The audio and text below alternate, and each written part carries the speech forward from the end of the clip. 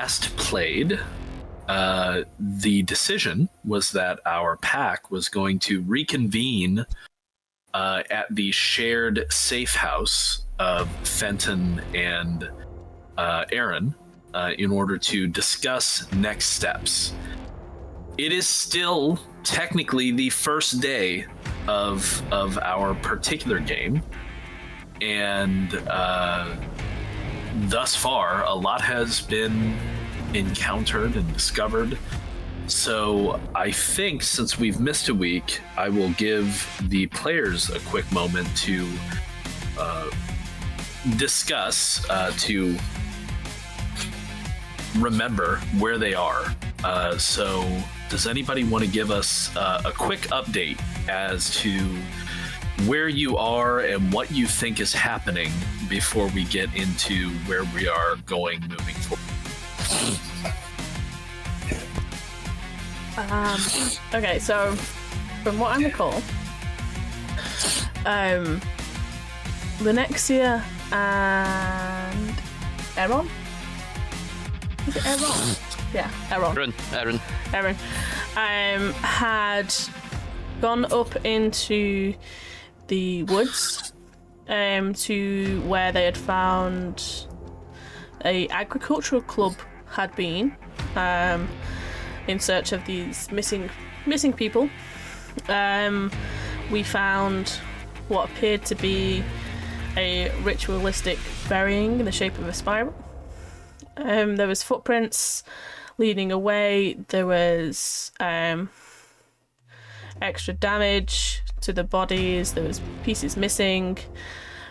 We may or may not have caused more damage. But it was a very upsetting scene.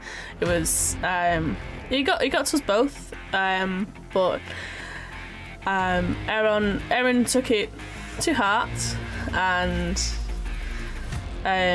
sauntered off to think a little bit. And that led us to a cabin or warehouse. What kind of?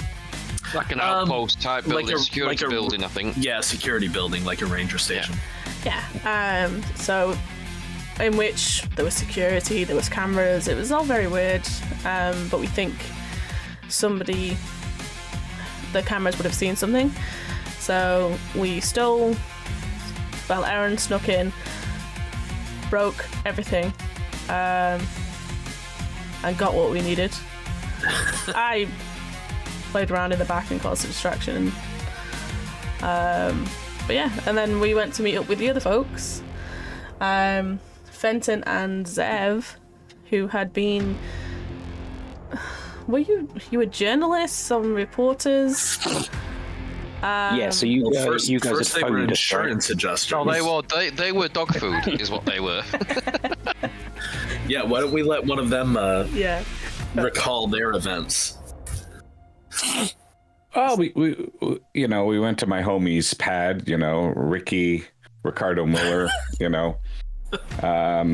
we discovered that the exciting life of horticulture apparently isn't as lucrative as we all thought it would be, because the place that we went to was kind of a dump. I mean, and when I say a dump, like my university college dorm room was, like compared to that, was probably a palace. So it was really just a whole bunch of disheveled, like, garbagey mess, where we did in fact become dog food, until such a point that we managed to sever the leg. And when we say we, not me, because I didn't do any of that, sever a leg of this canine, abused canine creature that had a collar with like spikes in it, but the spikes were going the wrong way, poor doggy. But once the leg was chopped off, he had the presence of mind to abscond with it out the window. It was a very bizarre scene. Never in all my years of playing Dungeons and Dragons has that ever happened to me.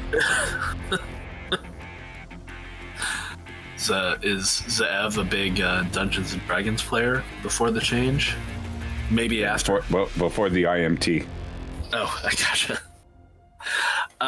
Yeah. So before we convene at the safe house, let me ask Lenexia, and by extension Aaron, because you are still, relatively close to each other, I would imagine. How are you getting back to the safe house? Are you going to go in wolf form? Wolf form would be the quickest way. It'd be faster, yeah. We've both got the look like common dog's trait. Also, probably and the drive is something you can pocket. Yeah, the drive is something you can pocket, so it will shift with you. Okay, so then you will be traveling in the woods. So we will switch to the woods, as it were. So you both set out towards the safe house. Before you left, did you call Fenton and Zev to say, hey, we're heading back to the safe house? Yeah, we had the conversation about... Oh, that's right, we did, yeah. The hard drive, and then they went, we've got weird stuff as well, and we went, let's have a talk about it. Okay, so they are most likely going to get there before you, as they are in town and have a vehicle. And we'll handle their travel here in a moment. But we're going to handle yours first. So there's no rolls or anything for you guys to get back. But what I will say is that as you are running through the woods, and I imagine you're probably, as much as you did when you came out this direction, you're probably kind of following the general route of the highway. But, still in the woods. You're not running along the highway unless you choose to. That's totally up to you. Again, you both look like dogs, so... Okay. So sticking primarily to the woods, you start heading back into town. And to be fair, the safe house, I think we discussed, is on the edge of town. And in fact, the kind of rear yard, as it were, of the safe house has kind of started to become encroached upon by the forest itself. But your safe house is still closer to town than right now, so it's going to take you a bit to get there. As you're traveling, at one point, Iran, you probably out of concern for your companion, kind of glance over your shoulder. You do note that Crow is following you relatively easily above at a pretty decent height, as he's wont to travel. He doesn't like to fly within the tree line, so he's kind of high up. But you happen to glance over your shoulder and you notice that Lenexia has stopped. Lenexia, you're running along, just enjoying yourself. It's fun to cut loose and just run as a wolf sometimes. This even more so for you, because that's how you spent the majority of your younger years. But as you're running, just seemingly out of nowhere, suddenly everything becomes dark. Ooh, okay. Now, it was night and it was raining, so it was already dark. But when I say that everything suddenly becomes dark, what you can imagine with your wolf mind is, think of the deepest den you've ever been in, the deepest cave that you've ever crawled into, maybe to get away from a storm, maybe to get away from a larger predator. Since your change, maybe you have some human thoughts kind of creeping in, even in your wolf form. Think of like going into the most interior room in your house with no electronic LEDs or anything in it, maybe a closet, right? And imagine closing yourself in that space and using like a sweater or a towel to even like block the door jamb and the seams along the doors where any light might come in. or if anyone has experienced ever being in a deep cave, imagine that kind of darkness, right? To where even as your eyes adjust to the dark, and they're powerful wolf eyes, you still just see darkness. Question. Do Yes. I still feel the rain? You don't. Okay. And as you recognize that, I want you to make a composure and what would be a good skill to match with composure? Let's do composure and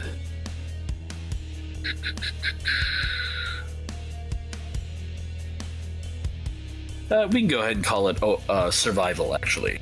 Okay. Survival and composure. Okay, composure's 2, survival is 1. Don't forget your rage. So I have 2 rage. Whew, okay. No, 2 rage. This could go badly.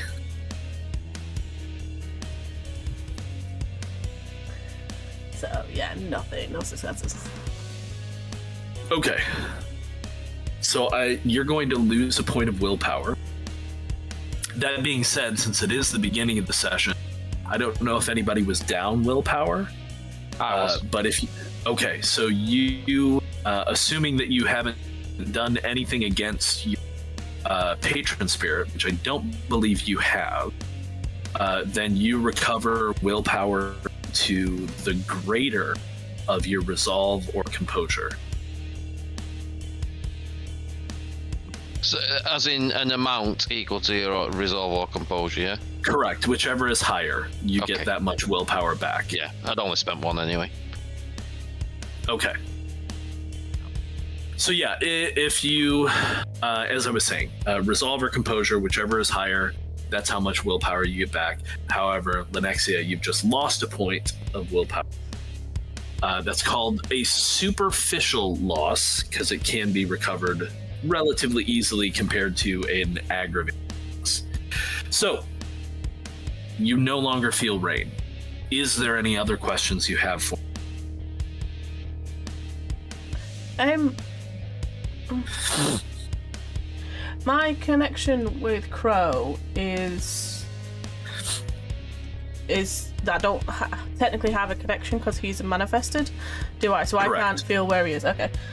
I don't think I have any other questions. I think just at that point it will probably be, so I assume, like, defensive stance, low breaths, like Okay. hackles up. If that actually helps, I'm not entirely sure. Sure.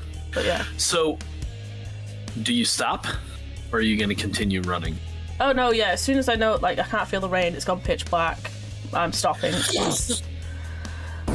Like, this is Okay. as much as I would have known what was supposed to be in front of me right now.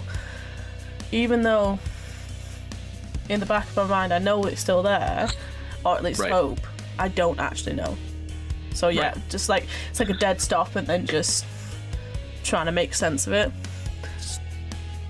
So, Erin, you actually see that. You stop.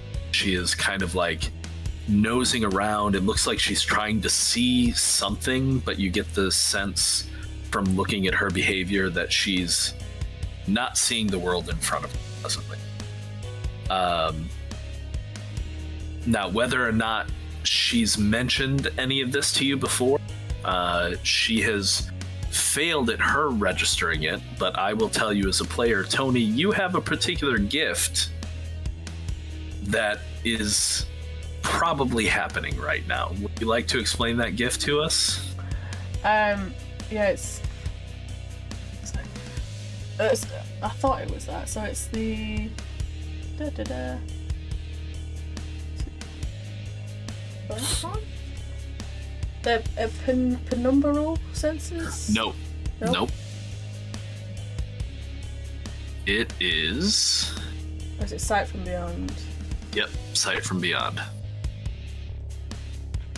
So you don't recognize it yet. You will in a moment to come, but you're having it, and it's one that you've not tried to invoke yourself. So Sight from Beyond is a gift that allows Tony to, at her choosing, try to have visions of some kind to get a sense of things that are going on. But as the storyteller, I can also inflict those on her at any point that I choose. So you're in the dark. You do not have a sense of space. So I don't want you to feel as if you're confined or anything like that, but there's just this sense of not being able to see. But not on the level of you being deprived of your sight. You don't feel as if you're blind. You just feel as if there is no light. There is nothing to see. And as you gaze into the darkness, as you look and try to penetrate this just deep blackness that you can't see anything in, a shape does seem to take form. And it is... it's darker. It's deeper. It's heavier. It's more massive, not in the sense of weight, but in the sense of depth, of nothingness. And this shape that begins to form in front of you, although you're getting the sense that it's just sucking in even any possible light around it, any motes that you're not even picking up with your eyes. It is darker than dark, it is blacker than black, but the shape itself is roughly human-sized. And it stands in front of you on one leg. It seems as if it should have another, but it holds out its arms towards you. And just as you begin to make out a face that looks as if it's been stitched together, you suddenly find yourself in the forest. And Iran is there in his lupus form looking at you. Crow has landed and is sitting next to you.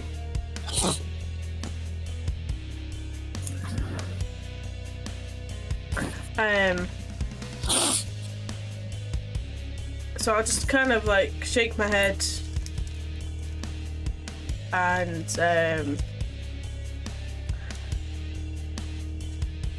just like start slowly moving again. Just like trying to let that sink in. Because I don't. This wouldn't have happened before, would it? That this vision has come on its own. It's always been. Oh no, you've had visions that happen on their own before. Okay. It's just you occasionally have a hard time determining that that's what it is before it's over. Okay. So yeah, you have seen this. Now what?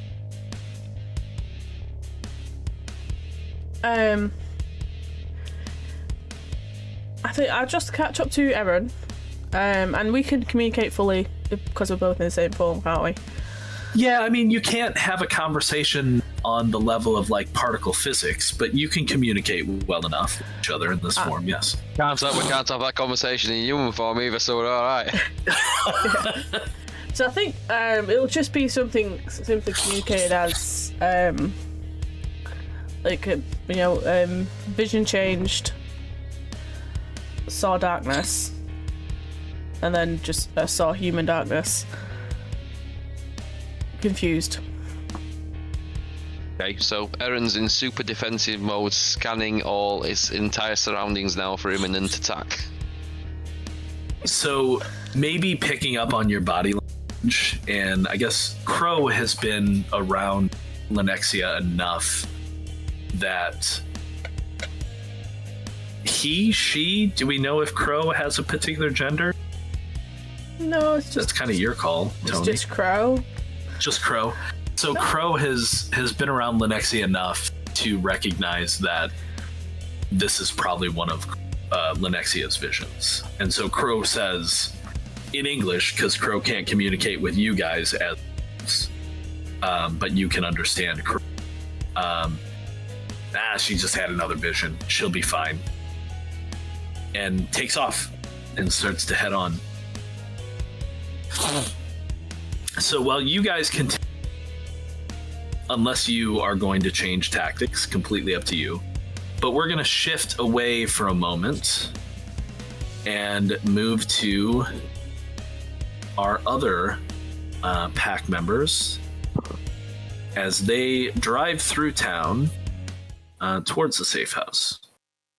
Back to Wheels and the Legman. Yep. So, first of all, who is driving at this point? I would imagine it's probably... I think it's Fenton. Fenton? I believe Fenton's got the driving skill, unless I've completely... I mean, it's been a while. No, I mean, it's perfectly fine if it's Fenton. Yeah.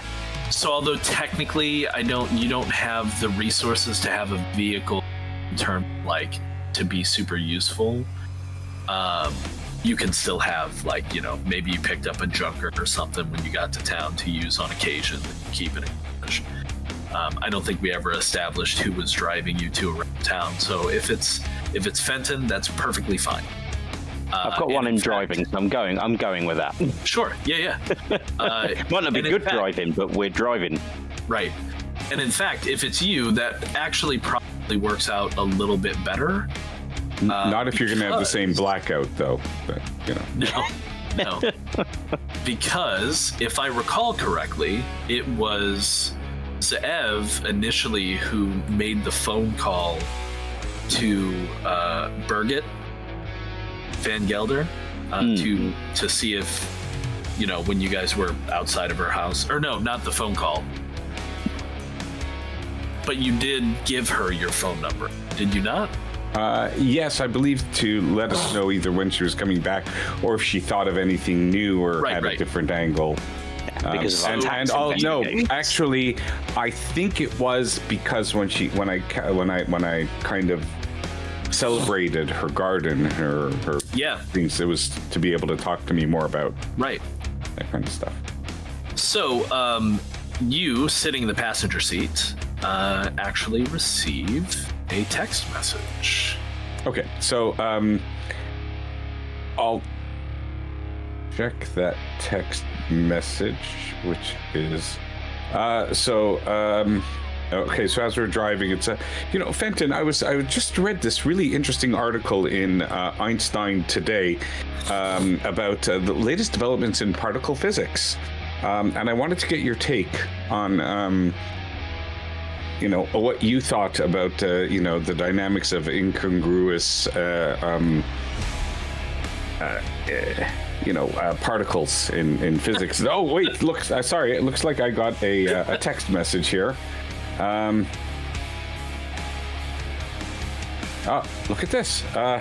It says here that I just got a text from Bridget Van Gelder. It's it looks like she's not gonna be back and she's gonna be in Denver. Maybe she needs me to go water her plants. So hang on, no. Oh, yes. So I'll just text her back, and I'll text back. Yes, of course, anything. Did you need me to go water the begonias? So she texts back relatively quickly. Oh, no, I appreciate it. They'll be fine for another day or so. I just wanted to, let you know so that you didn't bother to come round tomorrow. I think between the lines, that's what we wanted. We didn't want her coming back because we were afraid she would be another one of the victims. So at least we don't have to make any excuses to try to keep her away now, at least. So Fenton, that was a bit of good news. What was your takeaway from the article in Einstein Today?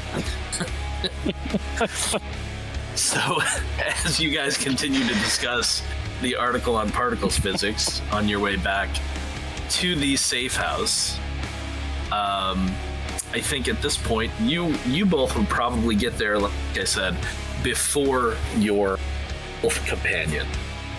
So if there's anything you want to do at the safe house before the pack members show up, you certainly can. I think we will move to the safe house then. Okay. Look, there's another particle.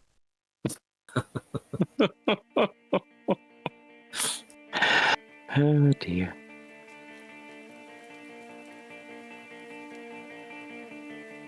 So it's still raining once you reach the safe house. It's getting late, I would imagine at this point. Probably, well, late is a relative term, I suppose, particularly even. But I would imagine at this point it's probably getting on 9 or 10 o'clock in the evening. Manitou Springs is a relatively small town, even being on the outskirts of Cave Springs. So as you drove through town to head towards your safe house, several of the local businesses were already closed or process of closing up for the evening. Of course, there are a good number of pubs and bars that are still likely open and will be until quite early in the morning, though even those probably going to close at the latest by 2 a.m. So there's still potentially, for creatures of the night, as it were, a good deal of the night left.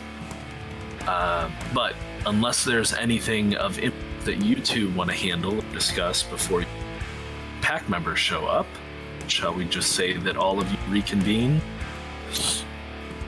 Yep, sounds good. Well, you have if we had time, I think we would go through more of those documents we found at the apartment. No? You certainly can. Is there anything in particular you're looking for there? I think it was just to get a little bit more in depth into them, because we wouldn't have had enough time to actually have gone through them at the apartment. We were rudely interrupted by. So, let's see.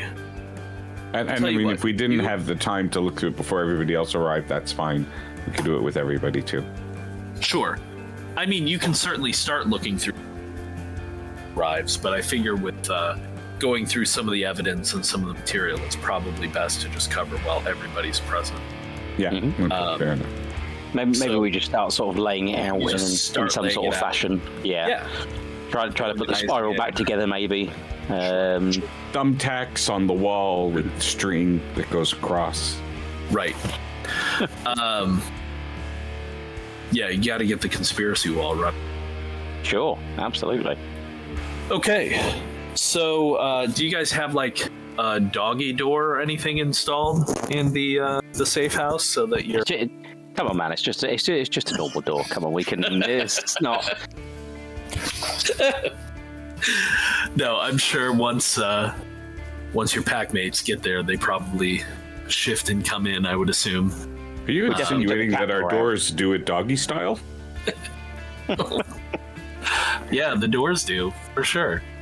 But yeah, I mean, since this is a shared safe house, I'm sure both you and Aaron have keys, so... I think we'd probably make a howl a little bit of distance away so it's known that it's us that is coming. Oh, we'll know. Sure. As soon as we smell wet dog, we'll know it's you. Wow, harsh. Harsh. It is raining, that's true. Mocking your own creed, man. Okay, so you all reconvene. Your safe house is it's not the worst. It's certainly not the best property to be had on the outskirts of Manitou Springs, but it's a 2-story house. There's rooms for each of you. Whether or not Fenton and Aaron have decided to allow the other two to take rooms in the house is another thing. Aaron obviously has his room. Technological doodads and whatnot, photography and electronics and all the things that he tends to collect over time. Fenton, what is Fenton's room like? I feel like Aaron's room looks kind of like an actual conspiracy theorist room, like bulletin boards. Exactly that. And just text sitting out on tables and. Yeah, that sounds about right. No, Fenton's room is really pared down, really simple. There's a smallish bookcase lined with various texts, not the Particle Mystics Weekly. That's not a key player. But a relatively cozy looking and comfortable bed, a simple bedside table with a lamp on it. Nothing else. Real simple, real pared down. But comfortable, hopefully. Comfortable, clean, minimal. And although they're your advantages, have the two of you given the other two leave to set up in the house? I mean, Jake obviously has a legal address in town since he has a job and all of that stuff, but I'm not sure about Lenexia. Have you guys given them leave to stay at the safe house? You certainly can. I'm fine with that. Yeah, I think so. I sort of feel like Zev would just take himself a room anyway. Yeah, as long as Crow Pro doesn't mess up the floors. I don't know. Do you say that in Crow Pro's presence? So yeah, if that's the case, have you taken a room in the safe house, Jake? If so, what's it like? I would probably think that it's not used very much. It would probably be like my room of shame. When I'm, forced to be something which I'm not comfortable with, and I have to go there to hide out or to kind of, so it's probably not very. I probably concentrate more of the nice furnishings on my real life, my true life, sure. The real person that I am, and fighting to be every day of my life. I love it. So yeah, I'm picturing just like an almost bare room with like a dirty mattress and a sleeping bag just thrown on it. Yeah, it'd definitely be a sleeping bag, like some sort of a cot. There'll be a lamp and a reading desk because I enjoy reading as well and stuff like that. But if very little attention was paid to this place, like it's not something I'm at sure. very much. And how about Lenexia's space? I think Lenexia, would definitely. Is this 2-story, like 2 floors? It is 2 stories. And there is a basement, but I imagine the basement is probably unfinished. So concrete floors, steel support beams. Again, this place is maybe not as run down on the inside as it looks on the outside, because I think that's a facade that Fenton and Aaron kind of have maintained and developed to make the place look less of what it is. I think it's what they call shabby chic. I think that's what that is. Pretty sure that's what that is. It's nicer on the inside than on the outside, for sure. But it's still not like, $1 million property. It's not the rich man, It's not the Ritz. No, it was just I was going to say, like, I think Lenexia would take something on the ground floor, but I just wanted to know before I just said that there was, like, if there's no actual, like, so-called bedrooms, I think probably would have, like, tried converting a lounge or even the dining room. So basically, her idea is sleeping next to a window. Easy access in and out, especially with Crow. So it's like, it could even be just something dragged up against the wall. Sure. Probably just because she does amateur photography on the side. There'll be a tablet just on a table or a unit next to him. But yeah, when she's there, more often than not, the window won't be open, much to everybody else's displeasure. Because Like it's quick access, so during the night, if she's feeling uncomfortable staying as her human form, she'll go switch and then go for a run. It's just basically being lazy than using the front door, to be honest. Sure. But yeah. Do you also have a den on the property? Oh yeah, Okay. I'll have somewhere else that I can just feel a lot more comfortable in. Sure. But obviously, definitely on nights like this, it's no question staying in. I think I'll just be the crappy mattress, but then this massive duvet, double down, fluffy thing, just like Sure. can cocoon into. But yeah, it's just in a corner somewhere.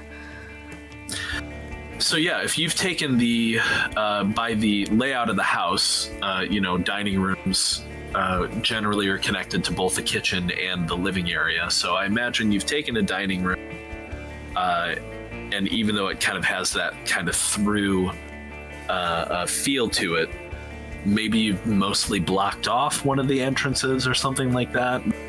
Just stuff that you've collected, and made it like your proper room. Yeah. So in that case, no, go ahead. So there'll probably be like a makeshift nest for Crow as well. Sure. Anything that is anything that I've brought and just added to this makeshift nest. If it's not good enough there, it can be taken to wherever. Because I don't view Crow as having a set place the same way I don't. So where Crow wants it, they'll take it. So, but I will bring my stuff here, so I know it's safe inside a house. Right. But Crow can take what they want. Sure. And yeah, because since Lenexia and Crow have joined you on the property, you definitely all kind of noticed like shiny things hanging from trees, kind of in a perimeter around the property, and you imagine it's Crow's doing. Makes sense that it is. Maybe you're assuming it's Crow's doing, about it being something else, but if anyone has ever thought to ask Crow directly, are you the one leaving those things hanging on the trees? He's usually like, I don't know what you're talking about. So take that for what it will.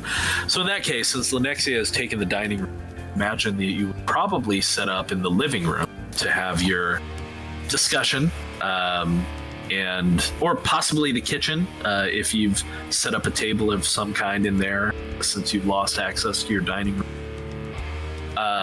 But yeah, it's time to have some discussions. So I think before that, though, as I enter my room, I take a big smell and I like, oh yeah, it's been a long time since I've been here, and I open up the window, even though it's raining, to get a little air, and then I go to the mouse traps that I had put in the room that have been, which have been successful way too long ago, which explains the smell. And I will get those traps out and go to Crow Pro and just toss the dead mice to him and say, here you go. Those are for you. They may be a little old. And then I'll reset the traps and put them back in the room.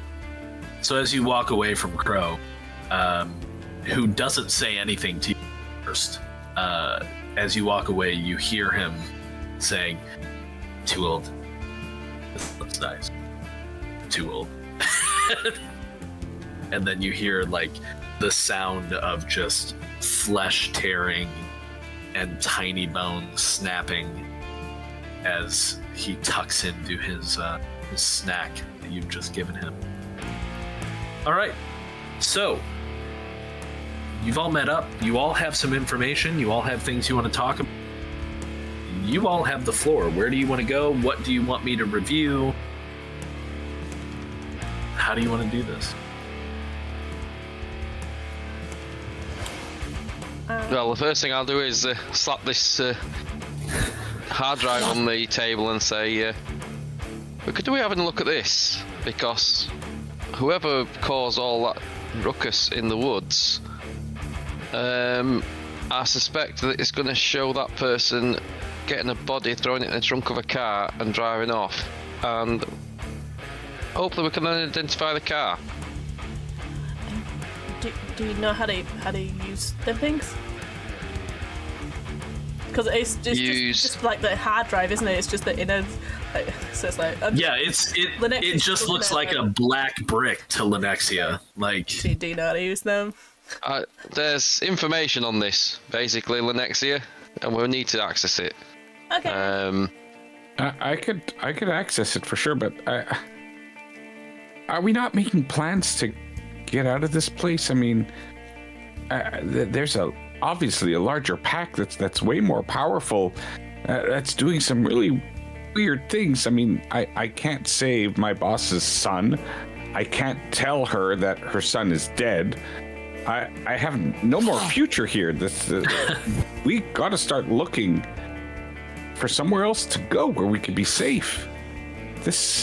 What's happening here is way beyond what we're capable of handling with.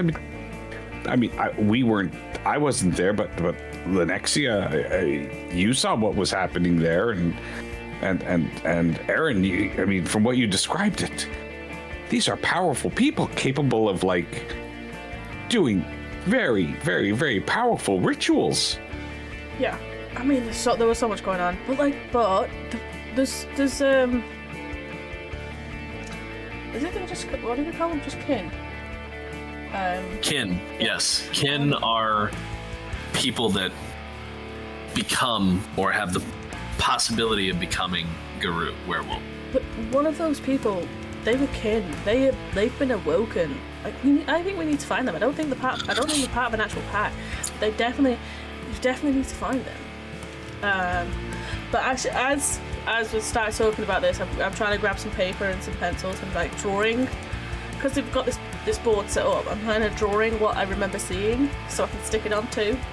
From your vision, sure, yeah. Oh, not from everything. I'm drawing. Oh, gotcha. Really, really crappy drawing, but drawing the circle, but drawing bodies and stick men and this. And so sure. Add it on. Add it on to the conspiracy wall. That's great. Yeah. So, does somebody want to pull out a laptop and see if you can access this? Yeah, I can do that, but at the same time, I hate to say it, we may need to consult with somebody from the other side for us, one of our mentors. This thing that you say about walking away, would you walk away if this were your family? Well, is it our family? We're talking about Would you walk away if these people that had died were your family? Well, this is a rival. This is like tackling a rival gang. This is why we're here. This is our purpose now. Do you not understand that? Our purpose? This is our purpose. Our purpose. We're here to prevent things like this. Well, we clearly haven't done that. This is already after the fact. Then we avenge it and ensure it doesn't happen again. You're going to avenge it at the risk of exposing yourself, though. And then what happens when they all find out about us? That is the risk we take. Yeah. Erin's becoming very agitated and pacing. I'm looking at you and I'm like, I'm kind of recoiling, and obviously I'll help. You're my family, yes, but yes, I certainly don't want to expose myself, and not at this age, Angie. So thank you, but it's. I don't know. I think that what we know and what we are is a dangerous thing to let out in the world, and we should hide it and suppress that as much as we can. And if we don't take care of this anyways, this whole place is lost. But something's going to happen. Somebody's going to take care of it, or you don't have to raise your hand. It's okay. What would you like to say, Linnexia?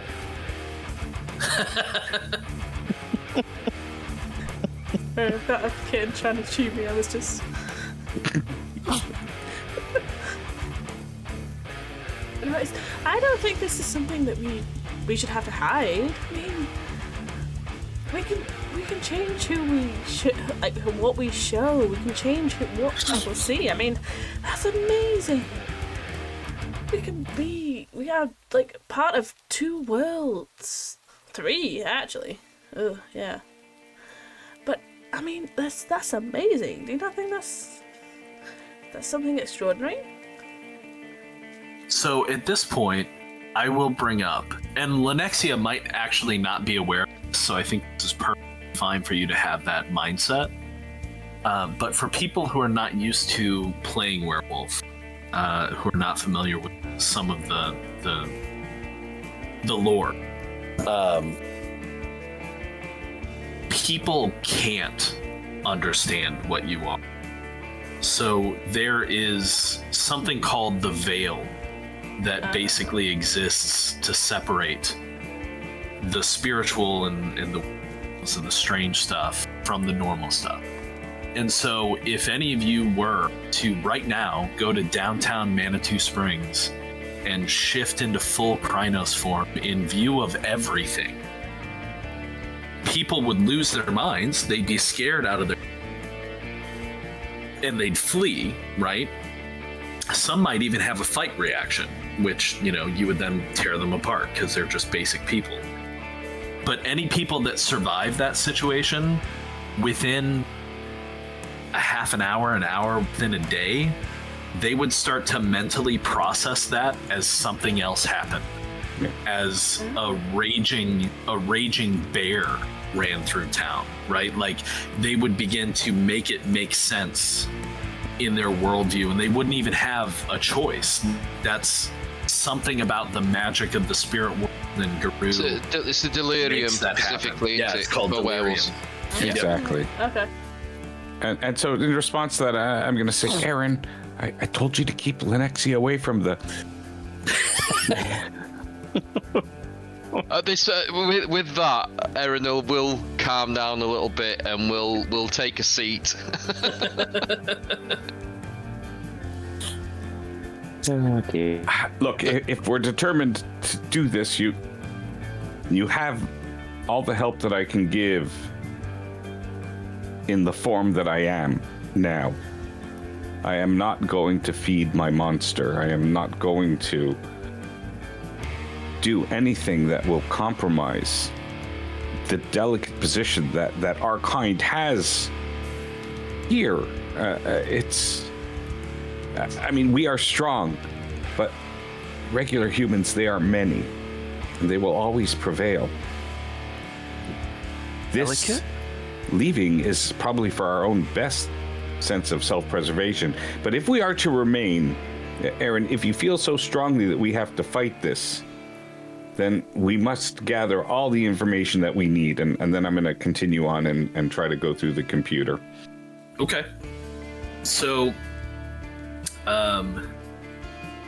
you did mention something about taking it outside of yourself. You do have a mentor you could always contact if you wanted. But, And that's probably something I would do, but again, once I have more information, like to go and... So you're gonna get into the drive. Do we want to just deal with the drive first before our first break, and then look at some of the other material when we come back? Mm-hmm. Yeah. Sure. So it's going to be an athletics brawl test, I guess. Yeah, absolutely. You have to outplay. Keep talking shit in front of her, and it will be. So yeah, technology is 2, I guess, and intelligence, tech intelligence. Intelligence is. Don't forget your intelligence rage. Is 4 and rage is 2. So yeah, not that I play my intelligence much, but let's see. So 4 green, 2 red. 6 green, 2 red. Oh, my mistake. 6 green, 2 red.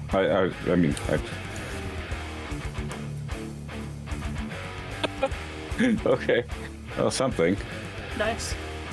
Oh, the rage looked like it was going to fall on those Right. scary things. So I was like, oh. So yeah, it takes you little time.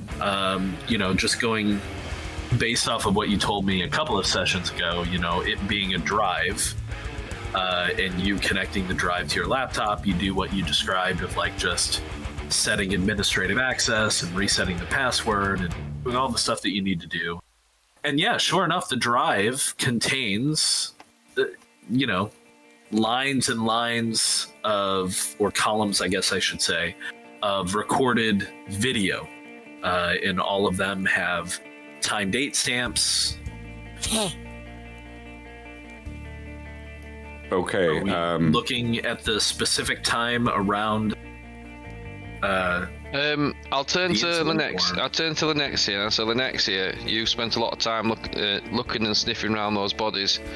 How long do you think they've been there? What sort of time do you think we need to be looking at on these videos?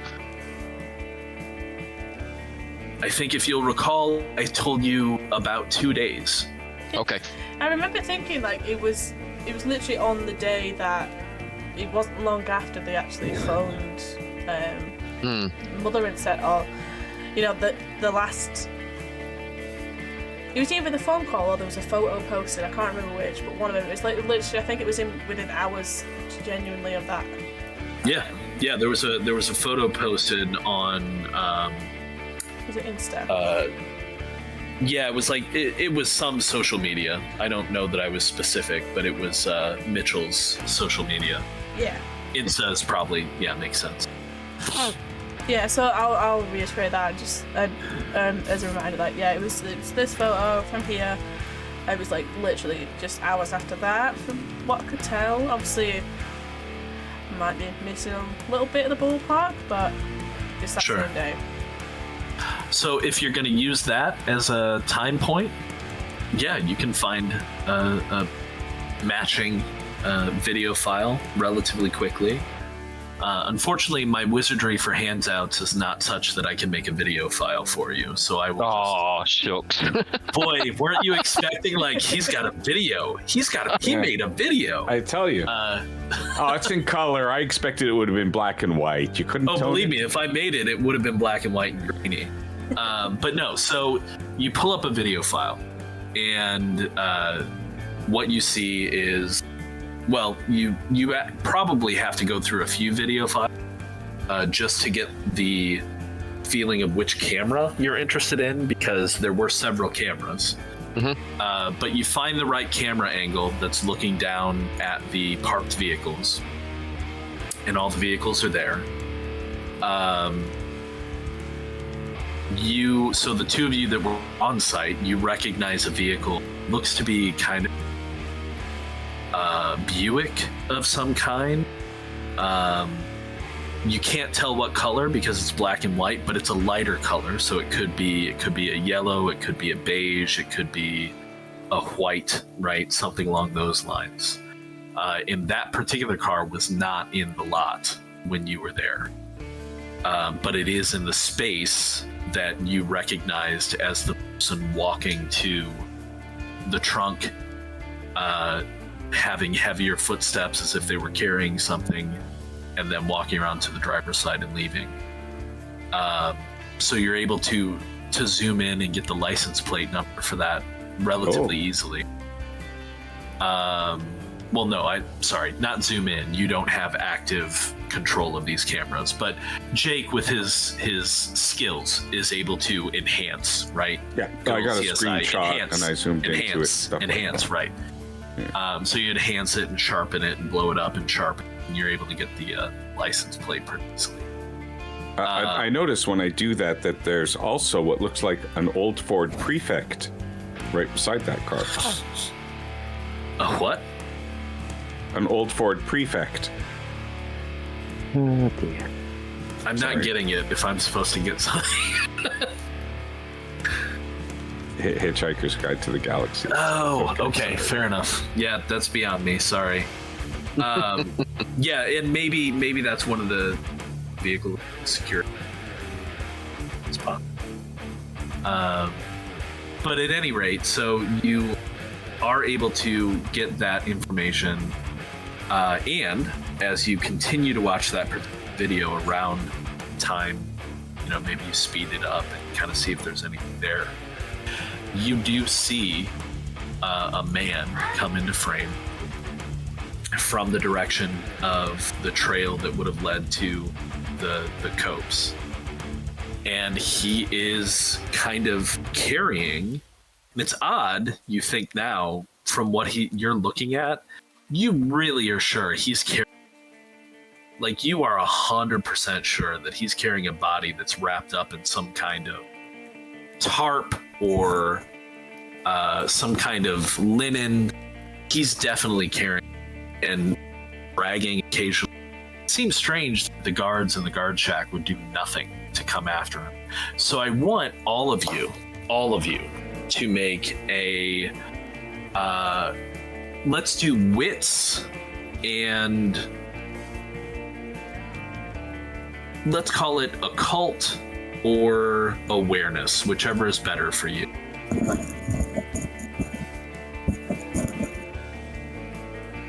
Assuming you're all watching the video. Yep.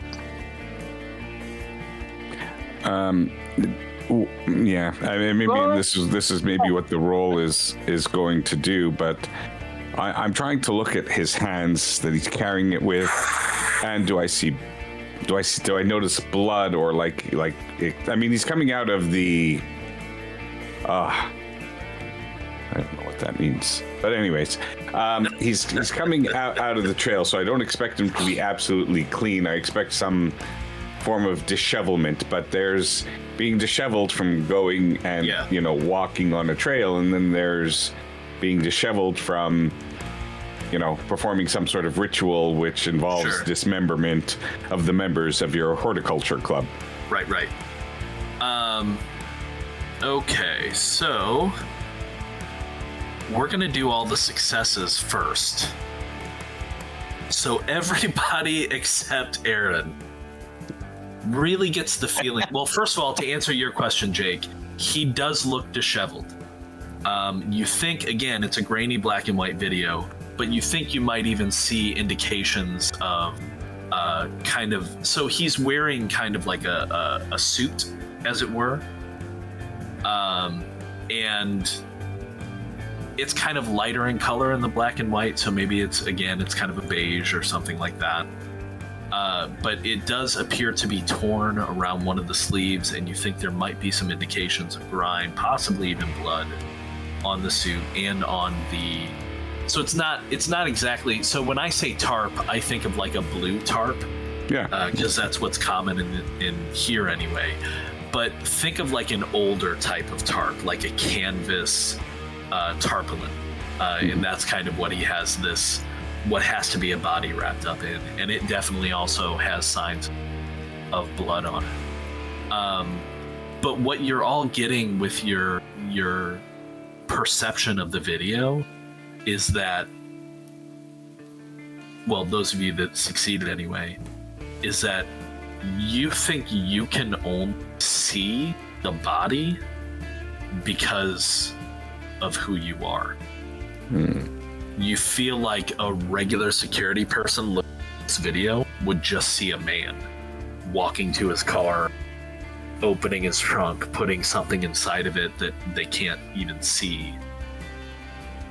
So the veil is protecting it to a certain extent. Right.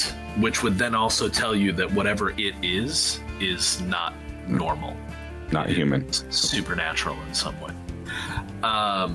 So, having said that, as you're all just kind of scrutinizing this video and really trying to get an idea of what's going on, unfortunately, you're going to lose the chance to garner any further information because Aaron, out of nowhere, lets out this just guttural howl of rage and doesn't shift necessarily unless you want to, but he just smashes down on the laptop and the drive.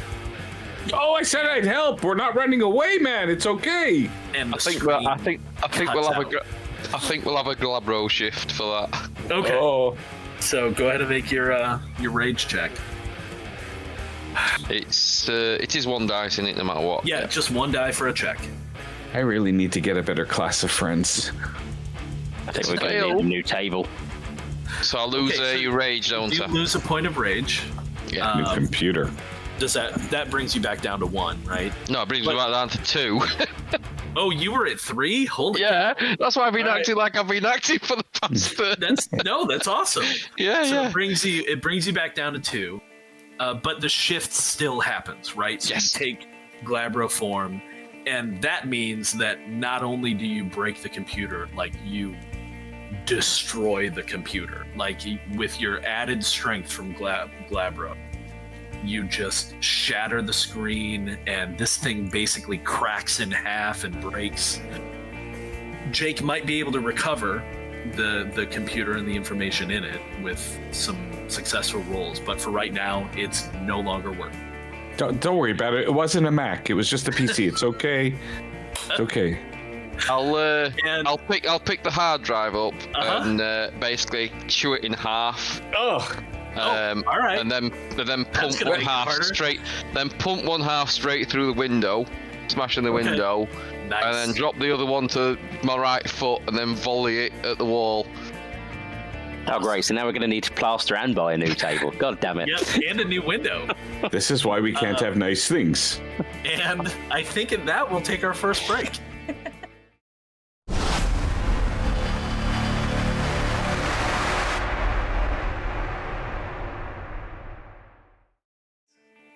Okay, so I assumed that Aaron, especially Aaron, why do I keep saying Aaron? Aaron, particularly in Glabro form, can easily destroy the laptop and snap the drive in half. That's no trouble. I would, however, like you to make an athletics brawl check to see how much damage you've done and whether or not you destroy the kitchen table as well. Okay, 1 second.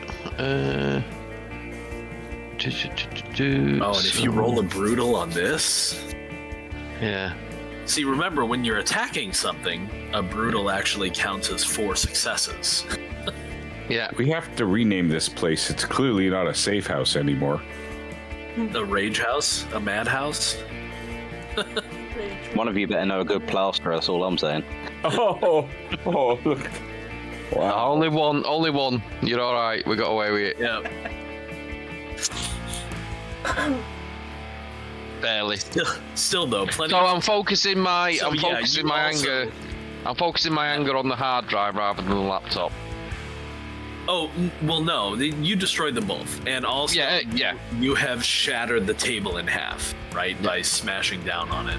So, so that line of inquiry is now out until Zeev has some time to put some things back together. Wait, I have mending. You do. That's true. Oh, that's amazing.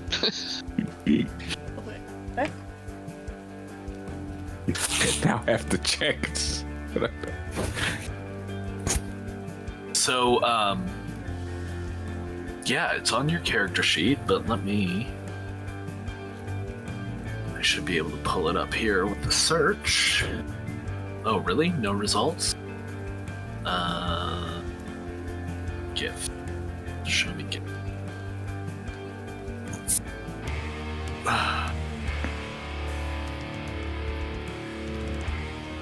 That's weird. Why are you not showing me this?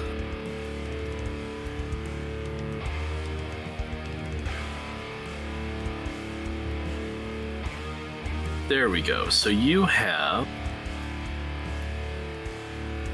It's not called mending exactly. It's what's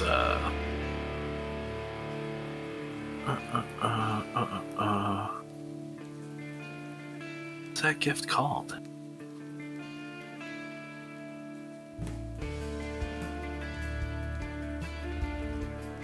Spider Song? No, that's hacking the signal.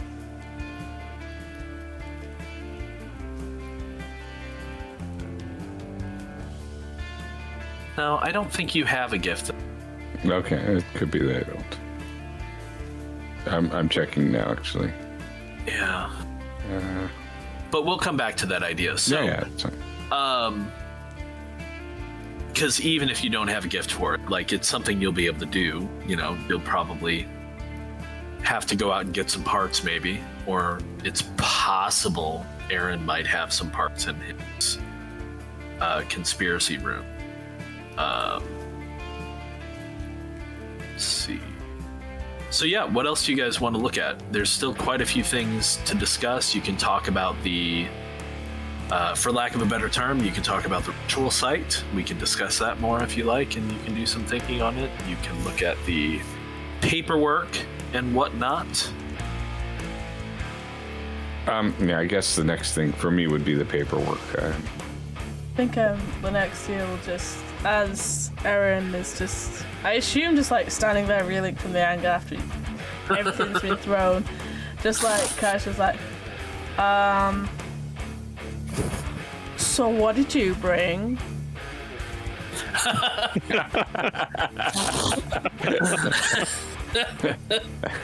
That's awesome. She said that I will sort of slink backwards a little bit, so I'm no longer sort of in the limelight, and surreptitiously shift to back to human form. Okay. I was gonna say, you don't have to. You can maintain that form, but that's no. I'll drop back. I'll drop back. Okay. So, yeah, we went over some of the paperwork last time, but I have no problem kind of going through that information again and then kind of focus. I'll go over it in general, and I'll focus in on anything that you want me to focus on.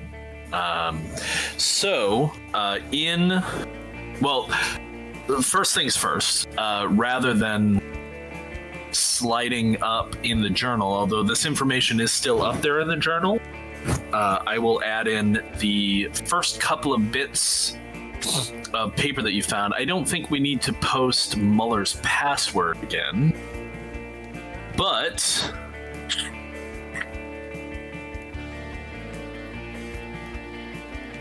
you did find this.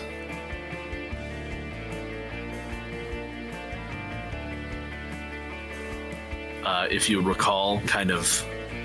Oh, yeah. Sorry, I was looking at Steve's character. That's why I'm him. But you found that pushed, push pin to a corkboard that was the only thing Muller's wall.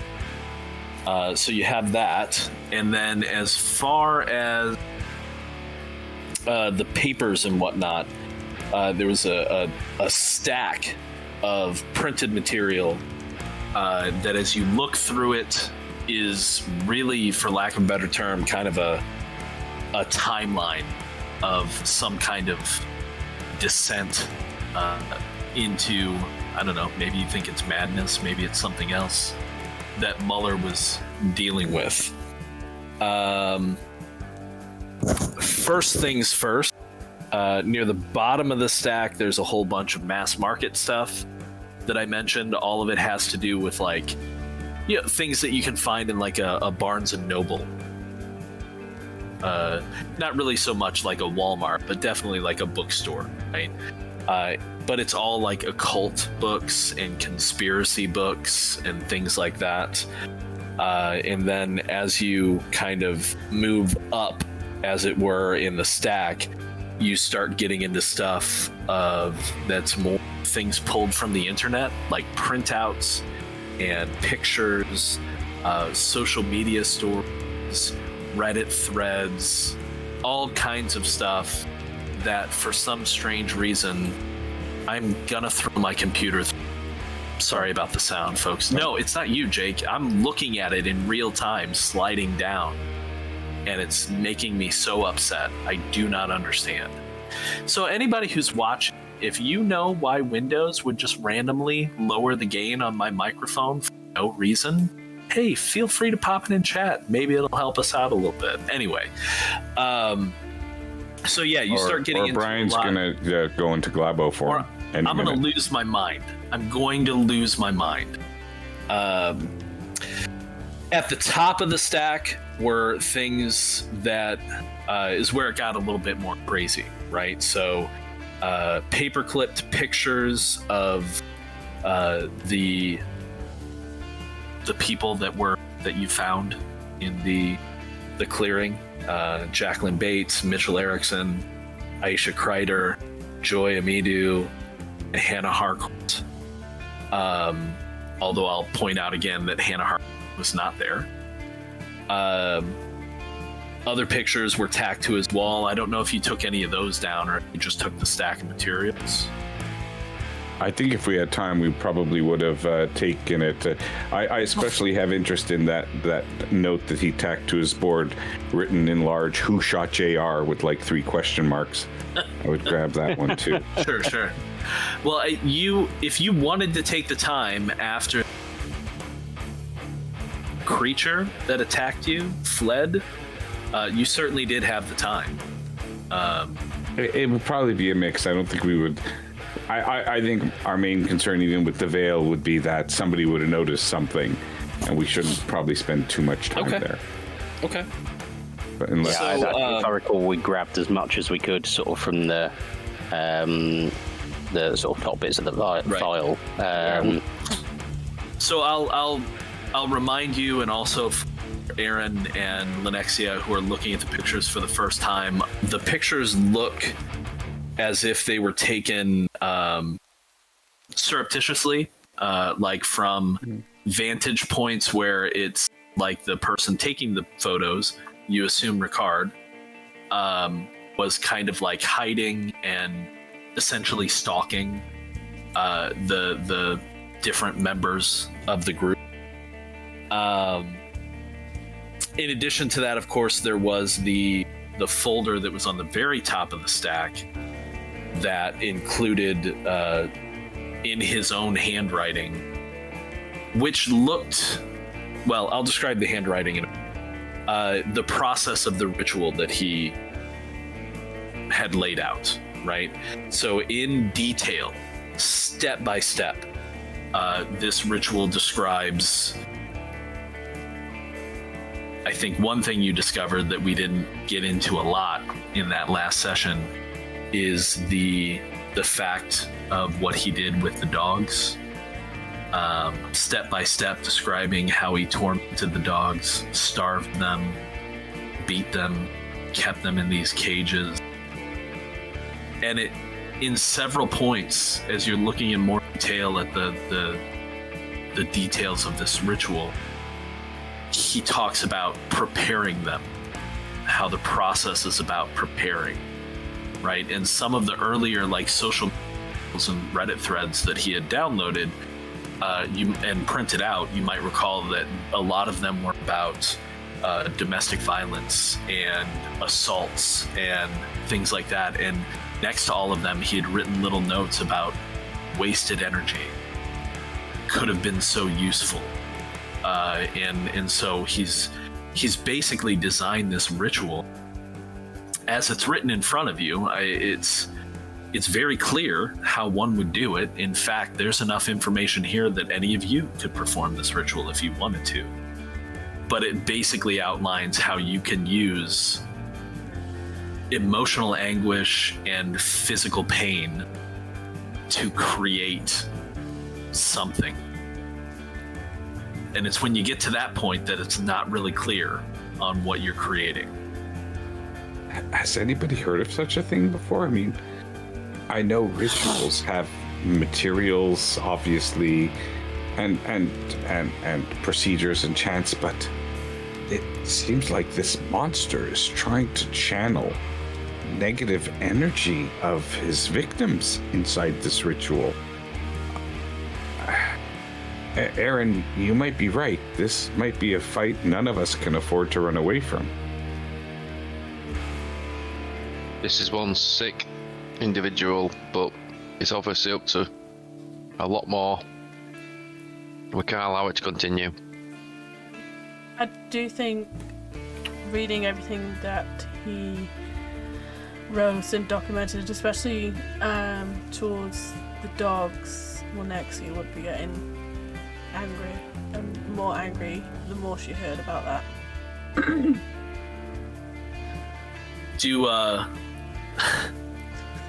Do either of you recall how many cages are in the home?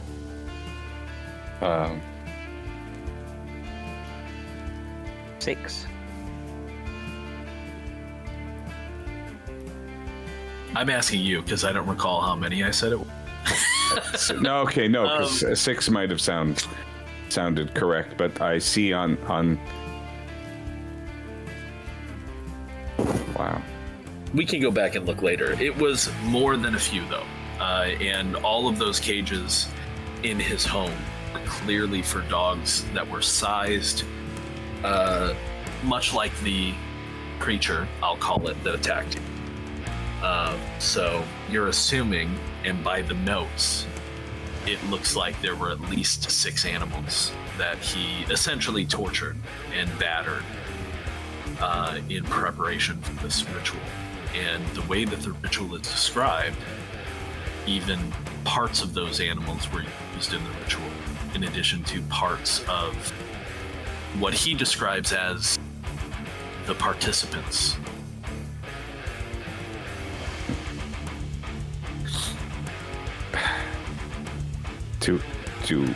Does anybody think that there are any, that he has human victims stashed away somewhere that he's doing this to now? Not anymore. So, just one thought that crossed my mind. When we were looking at the video and we saw the person, did this person look like this Ricard that... Have we got a picture of Ricard? Are they one and the same? He's a tall, distinguished man, has a little friend that says, "Ziplane, Ziplane." I think that's what he looked like. You don't, as of yet, you've not been able to produce a picture of Ricard, but I don't know that anybody has done any research trying to find one. Oh no, it's okay. I'll do search on the internet now. Oh, that's right. Right. But as far as in the video, from what you saw, it's not like, so I will say the figure, you're assuming it's Ricard, right? Just based on what you found in his home. The figure in the video did not appear furtive. He did not appear scared. He did not appear put out whatsoever. He was not looking around out of concern. It's like he had no fear of anything on his mind. So he never turned and looked at the camera. He never saw his face. But the assumption is that it was... So he works there and he's probably in a senior position, so he might even own the place. Well, so I don't want to give that impression because you have looked into his employment. I remember that they were trying to find some information on him at some point. There was no indication that he was employed anywhere. The apparent link to Enderon is that when you look to the Horticultural Club, the responsibility for maintaining Development Copes West was transferred from Birgit Van Gelder to Ricard Muller some 6 months ago. So there's no indication that he works for it, but he is now the person of record in terms of maintaining that space. So they'd all know him and he'd be able to come and go as he pleased. Yeah, the assumption is that the security on site would at least know who he is and know that he has reason to be there, as well as anybody who is with him. So why they're letting him walk about? It's one thing being comfortable going around the premises because he's obviously got a job to do. It's another one to boldly carry what is probably quite obviously a body to his car nonchalantly and throw it in the car without a care in the world and drive off. That implies that the guards know what's going on, potentially, is where Aaron's head's at. Yeah, potentially. Assuming that Aaron doesn't realize what everybody else did, is that the camera might actually... Yeah, unless you guys tell him that. Yeah. Oh, yeah. So does the camera look sort of obfuscated and blurry and things? Is that the issue? The sense that they got with their successes, I know at least they got like 4 successes, was that, yeah, like anybody who didn't have some, let's just say, supernatural awareness or ability would probably see not exactly what you guys saw. So there's some kind of veil, some effect of the delirium affecting that recording. Which is strange, because normally, and I think Aaron would probably have a sense of this, given his abilities and what he's interested in, as well as his knowledge of being aware. And you have some occult skill, right, as well? Yeah, I'm just wondering if this person literally has the same ability I have to wipe cameras and stuff. Well, and that's, yeah, and based on your ability, I would say that now that you've, I mean, you know, you're not enraged, you got angry for a second, but now that you're thinking about it, and now that they've explained to you how they felt about it, because you didn't quite see that, it does seem like maybe something was affecting the room, right? Yeah. So that definitely smacks as strange to you. Now, unfortunately, that's not exactly something you can track, because you guys aren't mages. Boy, if we were playing mage, that would be a game. But, you know, you're getting the sense that there's some effect there that is in place, at least on that particular video. Now, in addition to that, letting you mull over that a little bit, no pun intended with Muller, I will also say that as you're looking at, particularly as you kind of investigate the ritual, and I forgot to turn on my timer, so I don't know how long this time, but we'll take a break at some point. Anyway, like I was saying, as you're looking at the ritual, what you get a sense from, and as you're looking at his stacks and kind of looking over everything in more detail, let's just put it that way. Anybody who wants to can make an intelligence and investigation check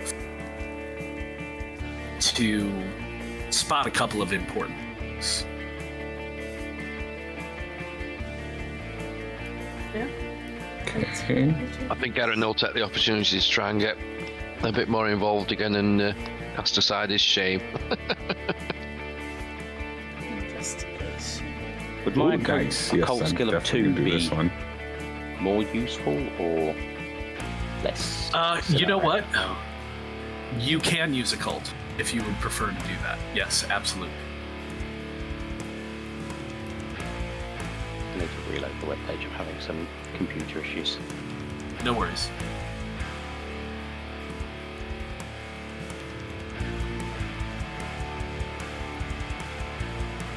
Everybody's rolls coming in.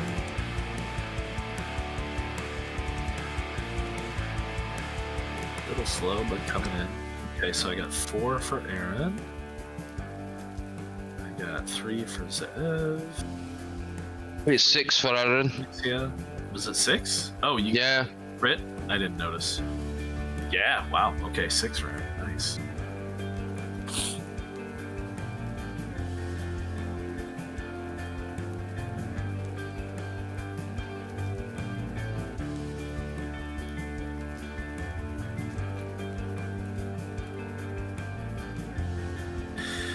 And I'll keep an eye out for yours once. So if, let's see, I think I'll go lowest to highest to start. So the 3s and then the 6. With the 3s, I think you will note that the language that Muller uses as he describes, both as he's like kind of his handwritten notes with regards to some of the social media stories printed out, and for the ritual, you can see a very definite like descent or degeneration of of his vocabulary, to where in earlier documents, lower in the stack, he was writing in full sentences. He was using complex, sentence structure and 2 or 3 cent words, right? He comes across as an intelligent man, an angry, maybe a bit full of himself, as Van Gelder said, but put together. By the time you get to his notes about the ritual, it looks like he's struggling to sentences. You still understand what he's describing, maybe to your dismay, because it's not fun to read about utilizing animals or what he's planning to do with the participants. But there's definitely a degeneration there. And Jake, with Zeev's 6 successes, not only do you recognize that, but his handwriting changes. In the beginning, it's very neat and orderly. It's very, very lined out. Like if you can imagine somebody printing out a Reddit thread and then writing notes on the side. In some cases, it almost looks like he put another sheet of paper there to act as the line that he then wrote his response on. Like very orderly, very precise. By the time you get to the notes, the handwriting looks actually very similar to the note that you pulled off the corkboard, with where he's written Hannah Hark, much larger blocky letters. In some cases, it looks almost like, it's kind of a rough way to describe it, but imagine somebody holding like a crayon in their fist and then writing that way, right? As opposed to just writing. And that's kind of what some of the notes look like. And in fact, because you got, or sorry, not Jake, Aaron, you got the 6. Yeah. Sorry. But Aaron notices that by the time you get to the actual ritual, it's actually flipping back and forth to where some of the notes are very precise, handwritten, very easy to understand, full sentences, complex language, and then it'll switch mid-sentence, just club-handed, jagged, blocky, angry, limited speech, or limited vocabulary. Just to be clear, Aaron didn't write these notes. No, yeah, Aaron didn't write these notes. Sorry, Muller's notes. No, Muller's notes. But I'm just saying the way that. I see what you're saying. No, but and that was going to be my next question. I know that if Aaron broke into Muller's house and wrote all these notes, if Aaron were to transform again and I put a crayon in his hand, he could clearly not write. So clearly, this is something else. This is some sort of hybrid transformation of some hybrid creature that is still able to manipulate objects like a person, like able to actually, think about, some sort of powerful monster creature, but still has opposable digits. In Glabro form, I think you would still be able to attempt to write, and you'd get something onto paper. No, not just attempt. You could. It'd be probably definitely rougher. You definitely have you definitely have extended nails in Glabro, enough to be used as claws, but you're still dexterous. There would probably be I don't want to make it seem like you're going to have the same delicate ability with your fingers at that phase. But you'd still be able to write. There might be a noticeable, somebody who knows about probably be able to say, oh, he wrote that paragraph in Homid form, and he wrote that paragraph in Glabro, if they were trained. But a random person seeing your handwriting probably wouldn't be able to tell. And a handwriting specialist would have an aneurysm. They would. They absolutely would. And that's honestly, that is kind of what you're seeing here. Aneurysm is actually not a terrible word. Because if you think about the effects that somebody having an aneurysm might have, or a situation like Alzheimer's or something,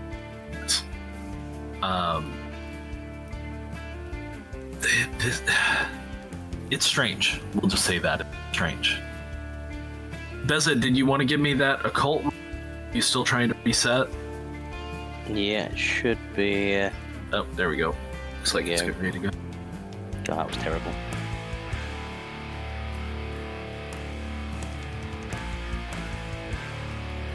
No, that's not terrible at all. So one success. One success is one success. Is one success. And what this puts you in mind of is, and I think just based on what we discussed, it's two backstories. I think Beza, especially with a cult, might have some additional, not additional, but just might have some knowledge that the rest of the pack maybe hasn't been familiarized with yet, as it were. All of you have your sense of pride and the things that you know, but I think out of all of you, Fenton is probably more inducted into what it means to be aware at this point. And so even with one success, I think you're being put in mind of like, it's possible Ricard might be something. So at first you were thinking, and I think you've mentioned this, at first you're thinking Black Spiral Dancer, somebody who has been drawn by the world. But you don't know that that's where it's at. Like, Ricard has shown, and at least what you've seen, there's no indication that Ricard has had any kind of transformation stage. So I don't know that Ricard is, you don't know that Ricard is a wolf. It's possible you might be looking at some. You know that there are spirits that are happy to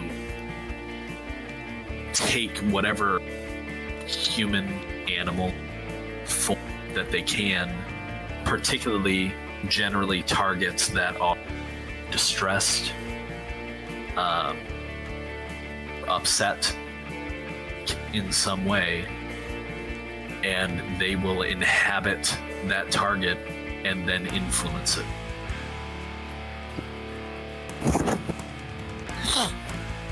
So it's possible you might be looking at spirit possession, much as you determined might be the case with the dog that attacked Ricard's home. Yeah.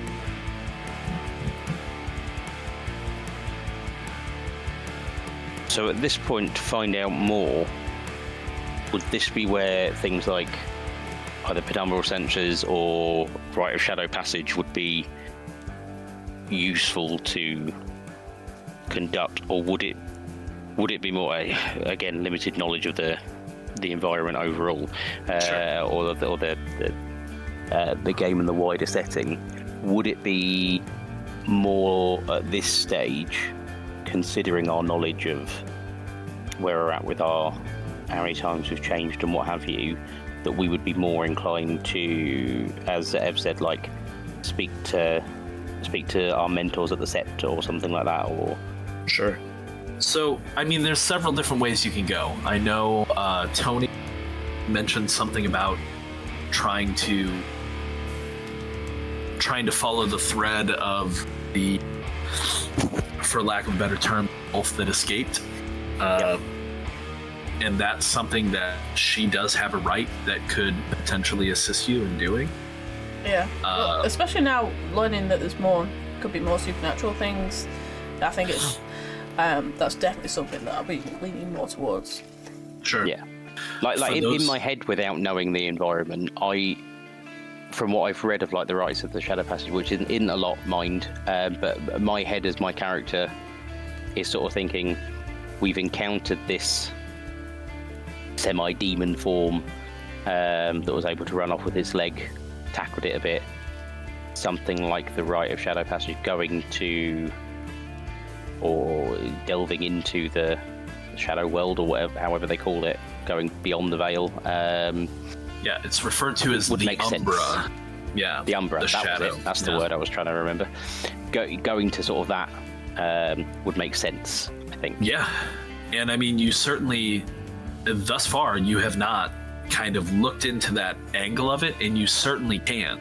Those of you with, if you have penumbral senses, that would be very helpful for you if you were faced with something that you think has been possessed or is being affected by the spirit, because then you'd be able to see it and interact with it. But as far as using the Rite of Shadow Passage, that is a very powerful tool to investigate the Umbra, but generally it's localized, right? Yep. You can travel in the Umbra and then exit the Umbra at a different place. Or you can go back to a location such as Card's house or the ritual site, and you can enter the Umbra there and then kind of investigate more if you choose to. See, for me, it would make sense. I don't know if I'd do this. I imagine I probably would do this in character, but I'd be trying to, having sort of sat back and kind of processed a bit, and watching Aaron just, fucking destroy the decor like a dick. I think at this point, Fenton would walk forward and say, very much turn on his kind of, I suppose, a little bit of his intimidation mode. Effectively, it's try and harness his leadership skills softly, fairly quietly.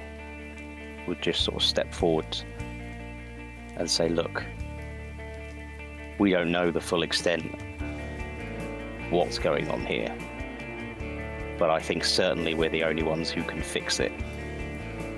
All of these pictures, this information, this list of names of people in the horticulture club, of people crossed out, these people were on the wall in the spiral pattern, similar to how you found the bodies. I think now is the time that we need to plan to head back to the spiral and the bodies and see if we can investigate this further, but not of our world. Investigate the Umbra, find out what's going on, and hopefully then track down this Rocco, this Ricardo, this whatever his name is. But I think we need to have our wits about us, because I don't think we're going to come out of this unscathed. Definitely need to find the car. I think trying to find was it Helena? Hannah? Was it Hannah that changed? Hannah Harcourt, yeah. Yeah. I definitely. Well, that's what you assume, but yeah. Yeah, because we looked at the clothes, I think. But I definitely think we should try and find Hannah. When we do our checks, she might be able to fill in some gaps for us. I mean, I know we would be asking her to relive the trauma of change, but she might know. She might be able to help us out and figure out what's going on. But yeah, it's definitely not human.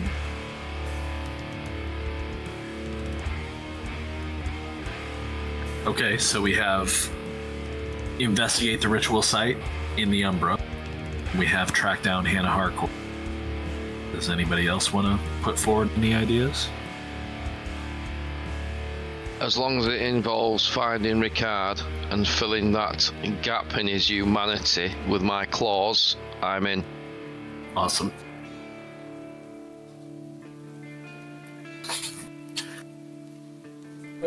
Do we think we have enough to contact the mentor now to see if...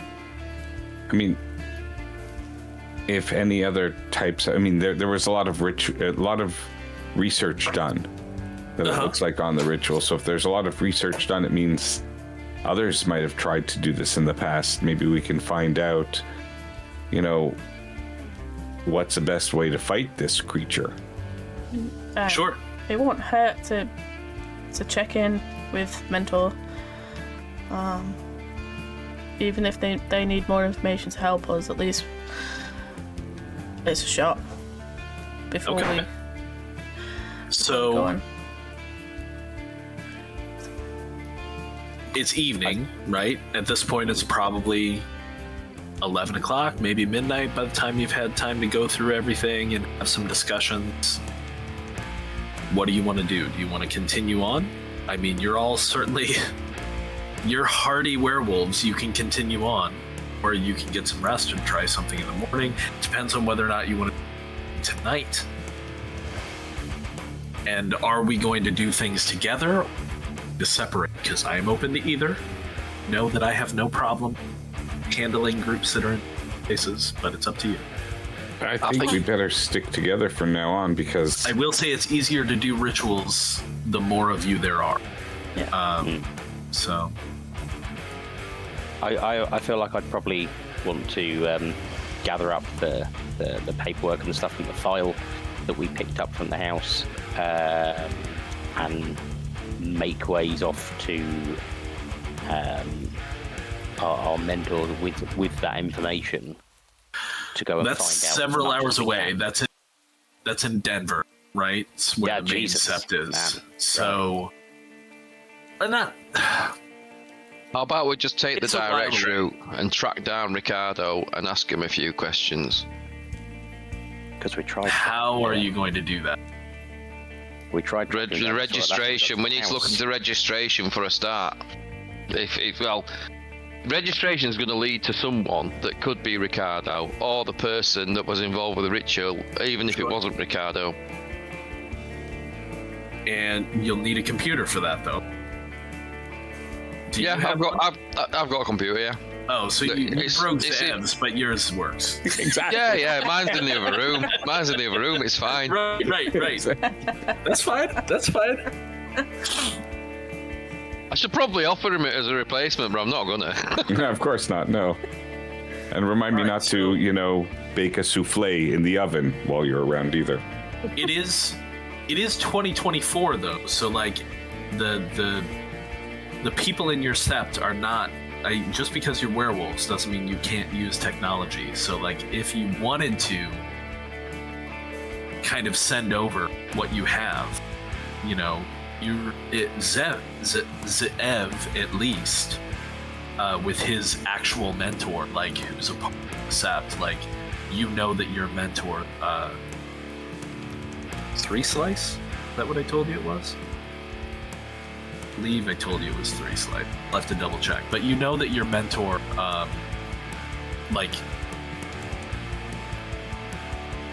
scan over. You could scan what you have. You could take some time, assuming Aaron also has a scanner, which he probably does. It would make sense. Yeah, You could- even cell phones at this point, Yeah, or that, right? Like you could scan in all the documents or all the documents that you think are relevant. The later threads and certainly the ritual information, and send that over to the mentor. And they would be able to get back to you on. But again, that's your choice. So what do you want to do? I'll spend my time doing that for sure. Okay, so you're gonna scan stuff and cool. Assuming Aaron lets you use his computing. Of course, it's the right thing to do. So, Zev, have you got any way of getting some information on this registration? If not, I have a plan, but you might have an easier plan than mine. I've been trying to think about that, and I don't know that I have any connections that would be able to give me the any more information on this registration. And you could try and hack, but that might draw some heat. Hacking Yeah. local police. My plan is kind of hacking. Kind of. I mean, I would probably see if there's like free websites like search this license plate to see, you know, if the car has been stolen or in a accident or something. I'm assuming you would need the VIN for that instead or something. But maybe there are ways for me to. I mean, we found. Between the two of you, you're both skilled on some level with technology and computers. I will say, I'll give you, like, with the skill that you have, that, and always keep in mind, everybody, I'll remind you of this rule, can always take half on any skill that you want to attempt, assuming you're not under, like, duress, right? So taking half, again, is, you know, whatever your dice pool is. Say you've got a dice pool of 6, you can just say, I got 3 successes, just automatically. But that was, you know, do rage dice get counted in? Yeah, well, I mean, that way you don't have to worry about rolling rage, right? Like, no, I understand, but like, so the rage are counted in that pool, right? Well, it's just the rage is only a substitute when you roll dice. It's not. Because it doesn't up your total. No, because I'm trying to think if I could piss Aaron off and get him a pool of like 10 rage dice, then we have 5 successes. No. Unfortunately for the game and everyone on the stream and everything, you can only get to a maximum of 5 rages, and it would be to see me get to 10. But so between the two of you, I'm just going to say that you're able relatively quickly to verify that particular license plate is in fact registered to Ricard Muller. So that is his car. Or at least that license plate is, you know, registered to him. And generally people don't put license plates that are registered to them on other people's cars. So yeah, no, 100%. It really doesn't make a whole lot of sense. So yeah, you're assuming that's his vehicle. Now, as far as tracking that vehicle and finding it, I don't think either of you have the contacts to do that. Whether or not you have the skill, that's going to require some rolls. But if that's something you want to think about, you certainly can. I've got a plan for that. Okay. What's your plan? Steal a police car. And do what with it? And they've got the onboard computer that tracks vehicles in real time and things. Well, I mean, that's only if the whole police department works. Not like a single can track a vehicle from their... Oh, yeah. Okay, I was thinking more of... We've already got the information that we would have got from the police vehicle, haven't we? So, it would be more like traffic cams and stuff like that. If you can get a license plate off of that, like, and, you know, an alert, this license plate was viewed, but that's, you know, that's... Okay, an alternative then. Then the question is, too, just to throw this out there, do you want to get the police involved yet? Because, I mean, they aren't yet. But there have been murders. They will be at some point. So, yeah. I think on this point, I'd definitely suggest that if we wanted to go up and check the spirits, then we need to finish and get everything we need before they start troubling through and wrecking everything. But I think it would be either pose as hikers and tip them off, or do it anonymously. But was it easy to find, or was it easy to find because we were following a smell? Oh, you should be able to find your way back there. So, yeah, without having to go through the security area. No, I mean, it's more to like to direct other people. So like there's distinct pathways, or was it like completely off the beaten track? Oh no, so if you're coming from the highway and then from the security location, it's easy. Okay. You guys just came at it from the wilderness, essentially, which is why it was a little bit different for you. Okay, no, that's fine. Yeah. So Aaron, what was the second shitty idea that you had?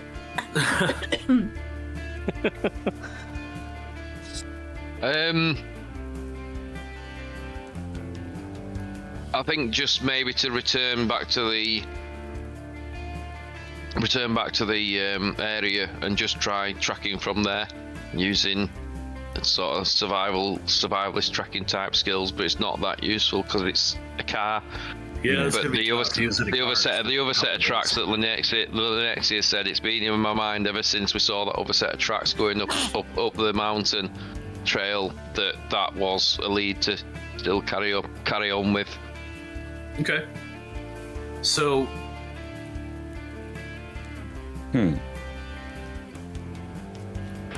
So if you want to do some rituals, the question is, there's so much to do. I have to make. Do you want to?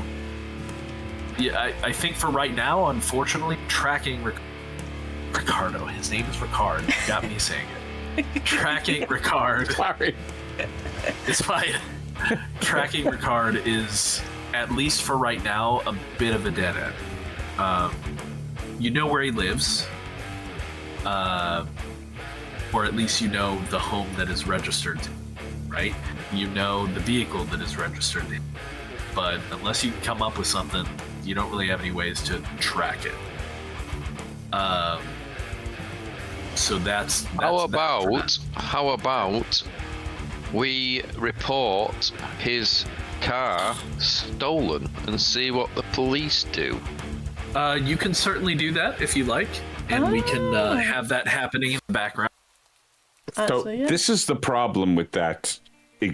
With that problem, the large problem is that if we do that, we will then be giving Ricard an alibi. We will then be giving him an out.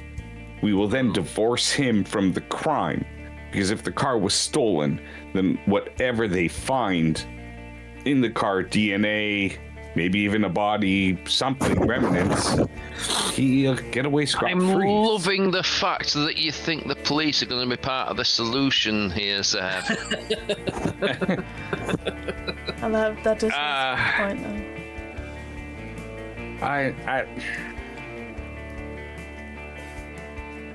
I mean, if we... It's an idea worth discussing. I'll give it that. It's definitely an approach.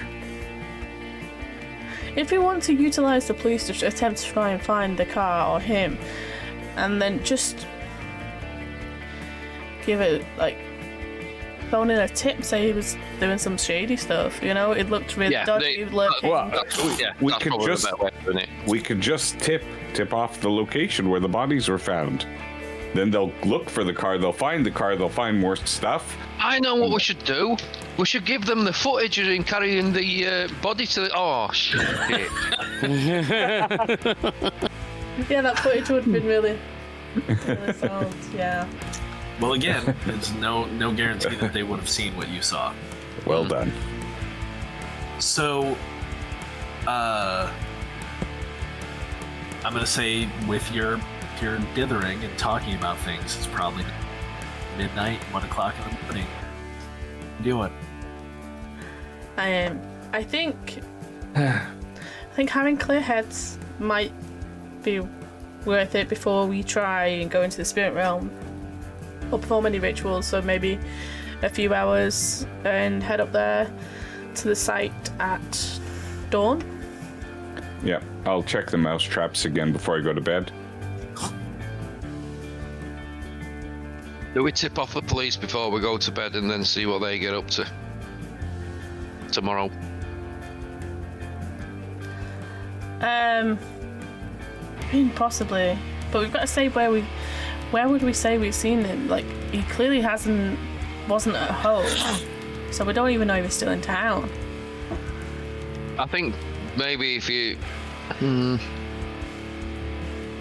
just ring in and say, I saw this guy, I think it's Ricardo, and we're in this place in the woods, a few, half a mile away from this security thing, so give them some direction and say, we saw Ricardo at this place. So then they go and investigate a thing, find a load of bodies, and have Ricardo as their only suspect for what's going off. You've done everything in one go. I think, Fenton, you heard the voice of Bridget Van Gelder. If you can mimic that voice and call the police and give your name as Bridget Van Gelder, and then, describe that you think that this Ricard did something really bad at the Horticulture Club because you went back to visit and you thought you saw some bodies in it, and this is my phone number in case you want to call me back. We could deflect the police from ourselves, and we know that Bridget has something against them anyways, so if the police call her for more information, I mean, that could be the source. I don't know why Fenton would be the one to mimic Bridget instead of Alexia, but... because I think he heard the voice, because we were the ones speaking. Yeah. I don't know, maybe. The only... I was there. Not sure if my subterfuge skills are any good. Right. I just know mine aren't, some so that's acting why skills instead. I thought yours might be better. Yeah, that might be a stretch, but using Birgit as I get what you're saying. I just don't know that Fenton would be the one. I don't know that you have to have a perfect impersonation. I don't think you have to have a perfect impersonation apart from the probably record it and yeah. When the recreational pharmaceuticals kind of wear off, then maybe you can talk in a deeper woman's voice, older age. Call then. I love how you think that she's a stoner. That's certainly a route you can do as well. I may be cross character in games here. I'm not sure. Oh, gotcha. Yeah, I mean, I'd be happy to try and give that one a shot, but I do think we shouldn't call until we've been to the site if we want to go again. Because once all the other humans get involved and trample over everything, we don't actually know if we're going to be able to get there again to be able to. Yeah, the sense might be different as well. So do you think, like Aaron, that it would be worthwhile to continue off on the way the trail went? Absolutely. Well, again, if you wanted to track a potential kinfolk, Alexia has a ritual for that.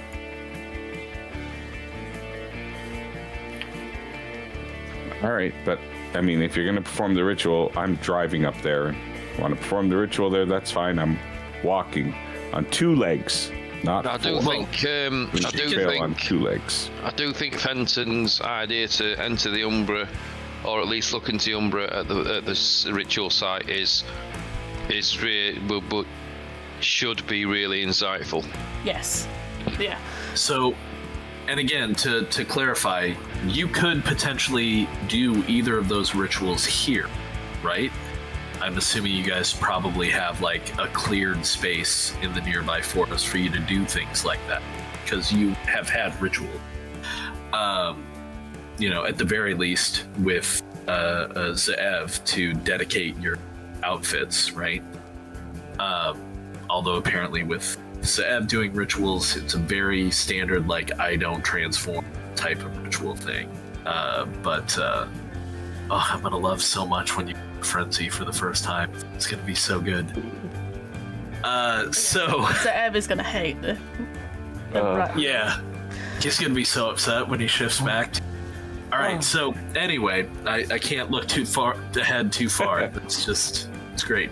Yeah, we're only playing again tomorrow. And then another there going, you did that. You did that. Right. You see the arm over there? You did that. That's you. But no computers were harmed. Right, no computers were harmed. That's funny. So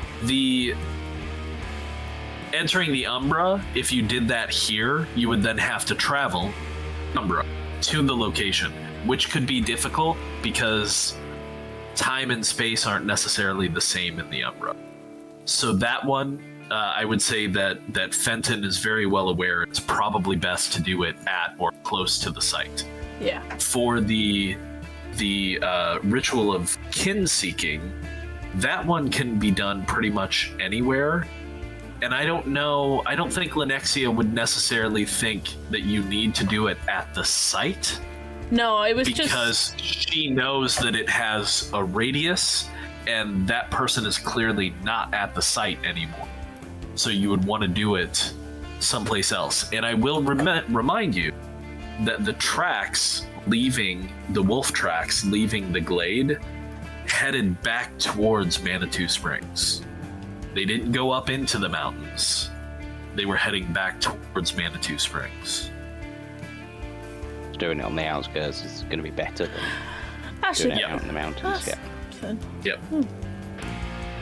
There's been no reports of anybody harmed last few days. Have you looked? Has anybody looked? I mean, you don't just automatically have access to police. Oh yeah, reports. it wouldn't just be like if it didn't make the news. If it didn't make front page news, then Lenexia wouldn't have been looking. To be honest. Right.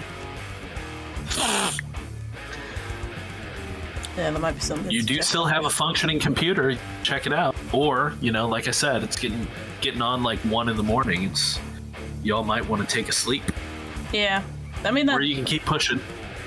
Now Lexia's got to go for a nap. She's been running all day. She's eyeing that cozy duvet in the corner. Okay, so do we want to think about taking a break and then picking a direction and going back from? Yeah. Or actually, it's 5:30. Close to our end time. Oh yeah, we probably missed the. I don't know. Yeah, we missed the second break. That's fine. That's I'll okay. I just mean, turn off I my think timer we're here. all in agreement that we're going to head back and go down the other route with the ritual. Is that? Yeah, do the umbral. That was my main Okay, focus of so the you're gonna site. go check out the site. So do the umbral, and then I think whichever way we go, we're gonna tip the. But then after that, we're gonna tip the police off.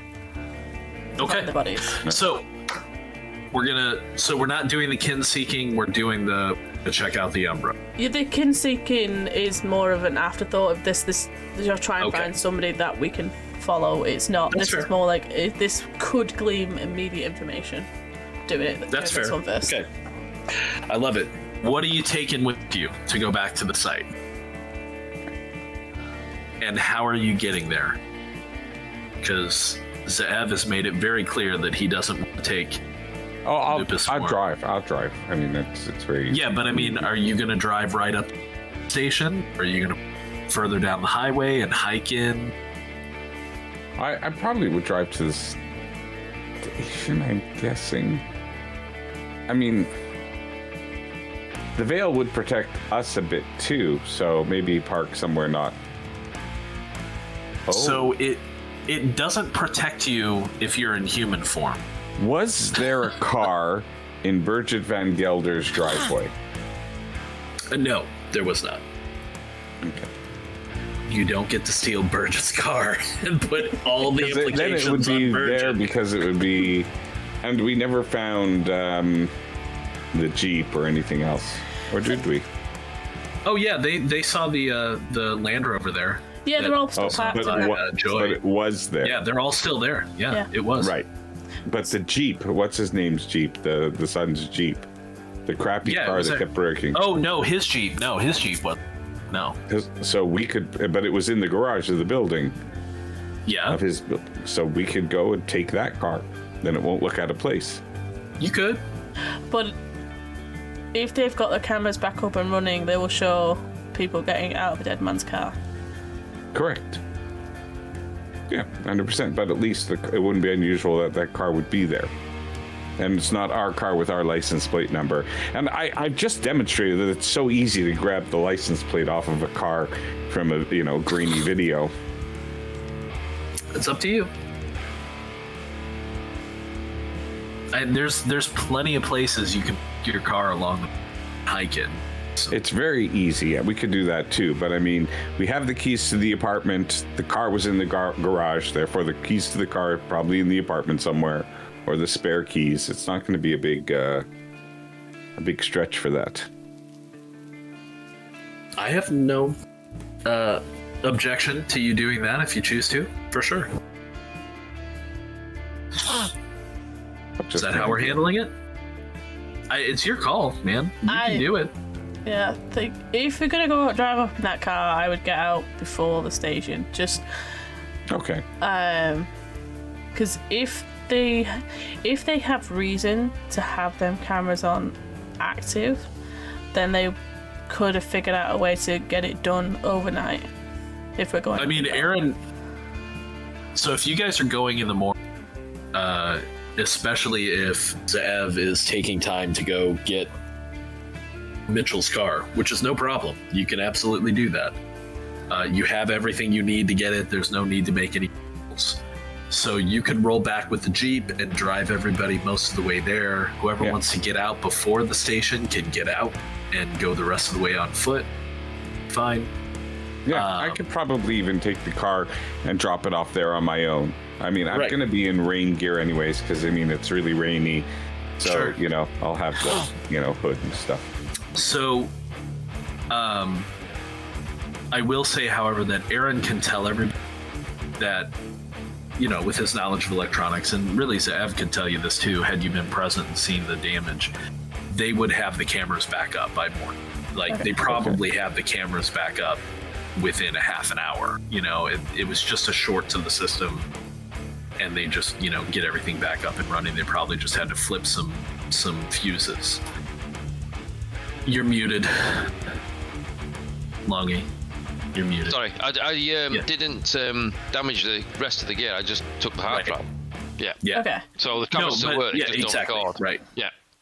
Well, unless they discovered that the hard drive is gone, and they might have other problems now, but they probably have backups that they can plug in. So there might be. I did it in a rush. I did it in a rush, so there's probably cables strewn about. So it would probably be quite obvious that the hard drive was missing. Yeah. So, does anybody want to stay in the Jeep with Zev as he rolls up to the security station?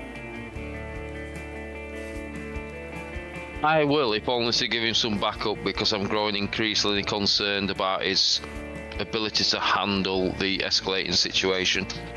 Okay, fair enough. Well, I'm not the one I'm the one who needs protection from you. You go off like on a dime. Hey, he's not saying that out loud now. You know. No, I'm not saying it out loud. Yeah. So Beza, are you and Tony? Are you guys gonna get out earlier and go in on foot and or shift? Yeah. And I think we'd probably shift. Okay. So obviously your lupus form, if that's the form you take, you can certainly take a different shape if you wish.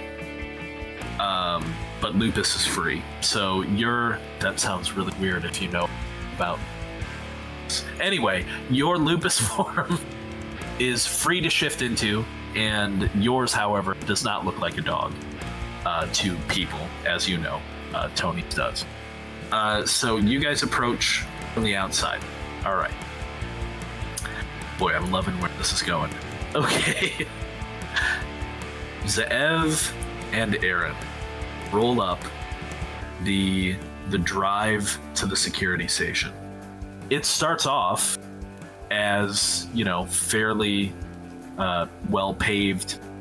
It turns into gravel and rough relatively quickly. And you're not in the woods for terribly long before you reach the security station. Pull that back. Actually, we're going to do a different one. As you approach the security station, first thing that you see, and it's sad I don't have any kind of overlay for this. I tried to. The first thing that you see. Ooh, new scene. Oh, we're too late. Oh no. Is police tape. Oh no. Hang on. Is that at the station? Yeah, at the security trail? station. It's at the security station. The police tape is not covering the road, which you're muted again, Luck. Yeah, so I just want to say, if the assumption would be that there's tape on it, so they won't put tape up for the minor misdemeanor that I committed. They would use the station to park all the police cars and set up a mobile command center to look at the ritual. And in fact, as you roll up the drive is not sealed off. There's no tape connecting the drive, which maybe leads you to believe that more people may be coming, or people may be coming and going. As you turn a bend, the police tape that you actually see is, first of all, blocking off the footpath that Aaron knows specifically is leading towards Development Copes West. And there's tape kind of around all of the vehicles, and there are several what look to be techs, because they're wearing, appropriate, like, protective clothing, looking at all of the vehicles that are parked there, as well as a tech that's taking some casts of the space where Muller's vehicle was. And they look up as your Jeep approaches, but no one makes any moves to come stop you from approaching yet.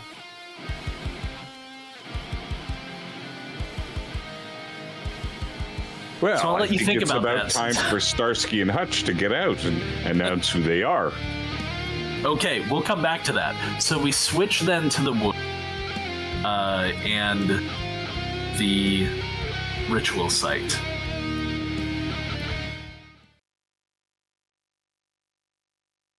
And as Fenton and Lenexia approach the ritual site from whatever direction you may be approaching, assumingly not the same direction as the trail, you can see very quickly that there are people kind of tromping around in the area. There are several individuals who are wearing suits that appear to be, kind of crime scene technician suits. Some of them are bent over looking at what Lenexia knows are the depressions where the participants' bodies are. And there is one person who is kind of standing in the middle, surveying everything.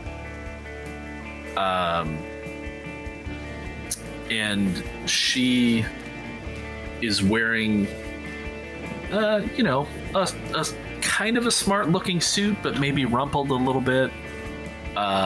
She's got a lanyard around her neck with a badge clipped to it, and also some kind of she is wearing kind of the protective fabric, like booties over her shoes.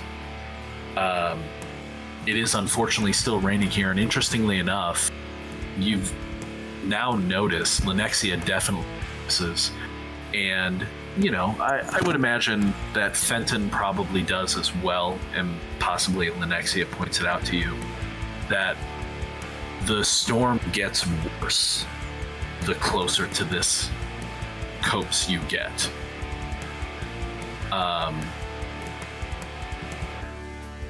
So at any rate, that's what you see in the clearing. Assumingly neither of you have entered the clearing yet. So I think we will start with the two of you in seeing what clearly looks like a crime scene being investigated. What do you do?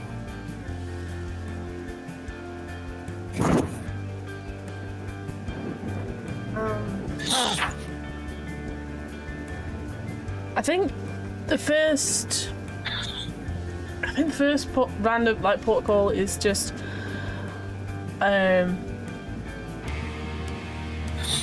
watching them, how they are moving, if they're being careful, and if you said the storm seems to get worse as we get closer, is the storm acting different in this area? Or there's a way that I believe both of you can probably try to see if there's anything strange going. Don't both of you have penumbral senses? Yeah.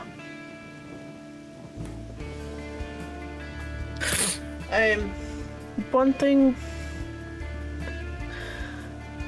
I also have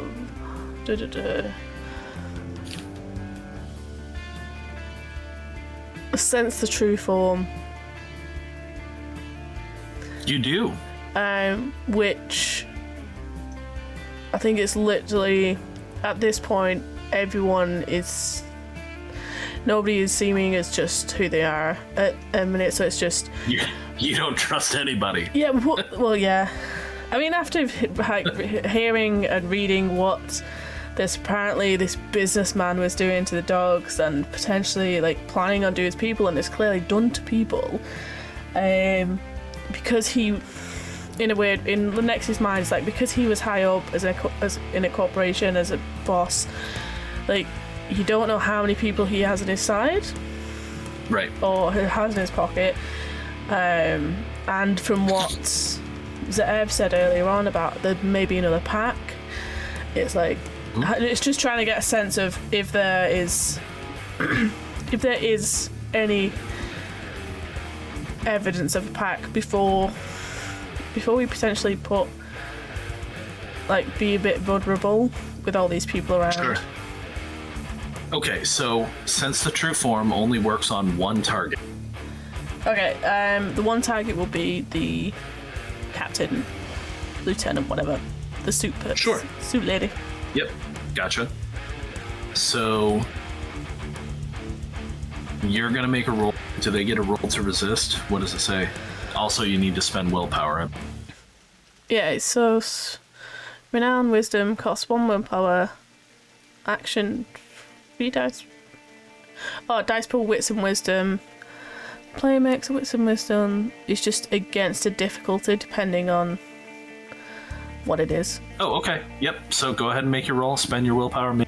So wits and wisdom. So minus 1 willpower. And it's wits and wisdom. 2 and 3 is 5. You still have to use rage dice. Yeah.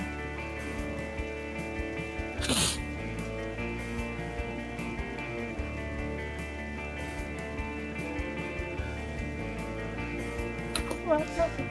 So 2 successes, so. Okay. So it's very clear to you that that person standing there is human. Okay. You can actually smell her anxiety as at that moment she pulls out a cigarette from the pack and goes to light it up, and you can see one of her techs kind of turn her head and kind of bark something at her, and she just shakes her head and puts it back away. So jumping back over to the security office, come back to you two in a minute. Aaron and Zev, what are you doing? You're in your vehicle, see some police techs, you don't see any uniform. I get out of the car and You gonna pull up and park? Yeah, I pull up and park. Okay. I love the look on Longy's face right now. I get out of the car. And, You're on mute, Longy. I'm Just gonna, stop on the track and get out. I'm gonna go over to one of the techs and say, "Hi, boys. What's happening over here?" So the tech that you walk up to, he stands and looks at you as like, sir, you're not allowed to be here. There's an active investigation in process. Oh my goodness me! What happened? I mean, my ex-partner, Mitchell, it's part of the horticultural club, and we're new members joining. We were supposed to come a few nights ago, but we didn't want to start at night and stuff like that. They were supposed to be doing some work here on reclamation. We came by to visit to see how they're doing. I mean, who am I kidding? Mitchell isn't my partner anymore.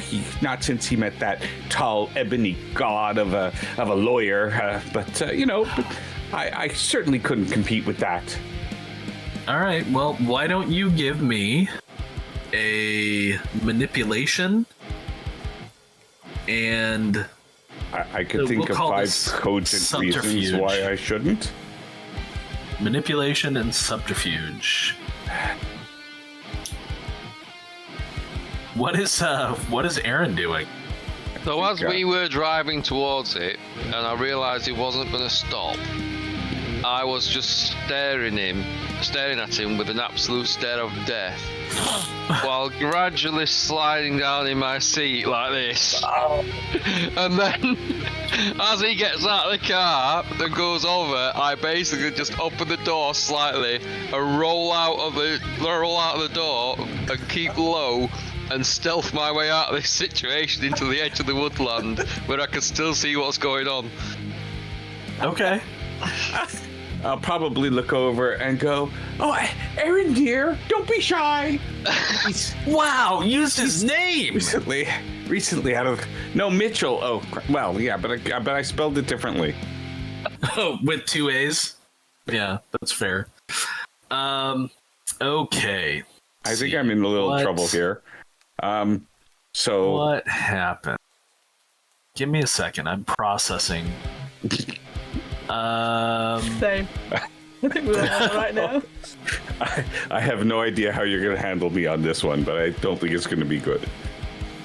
I have the ultimate solution to get out of this, but you're not going to like it. So, he kind of looks from you to the vehicle. Doesn't see anybody in the vehicle. I'm not going to make you roll longy for stealth because you just slid down into the well. You're not visible currently. My stealth is like one of my best sets of skills as well, to be fair. Well, but yeah, I mean, you're just not visible, right? Yeah. But since Zev looked over his shoulder and called back to the vehicle, I think this guy, he's going to turn and he's going to be like, "Williams, call it in, sir." And this time you see him like unbutton his suit, and he does have like somewhat uniform underneath it, and you see him unbutton his suit and kind of reach inside his crossbody and say, "Sir, I'm going to get into your vehicle scene, or I'm going to detain you."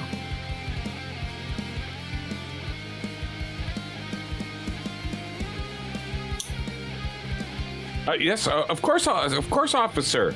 That color suits you. It suits you. It really does. I'll go back into the car right away. I'd kind of deflect him to me, and anything for my boys in blue. Okay. And I'll go back into the car. Okay, so you step into the car. Aaron is down in the wheel well. What are you doing? I'm out. So I'm getting out and heading over to the woodland. While the car is still in view? I'm assuming you're driving away, correct?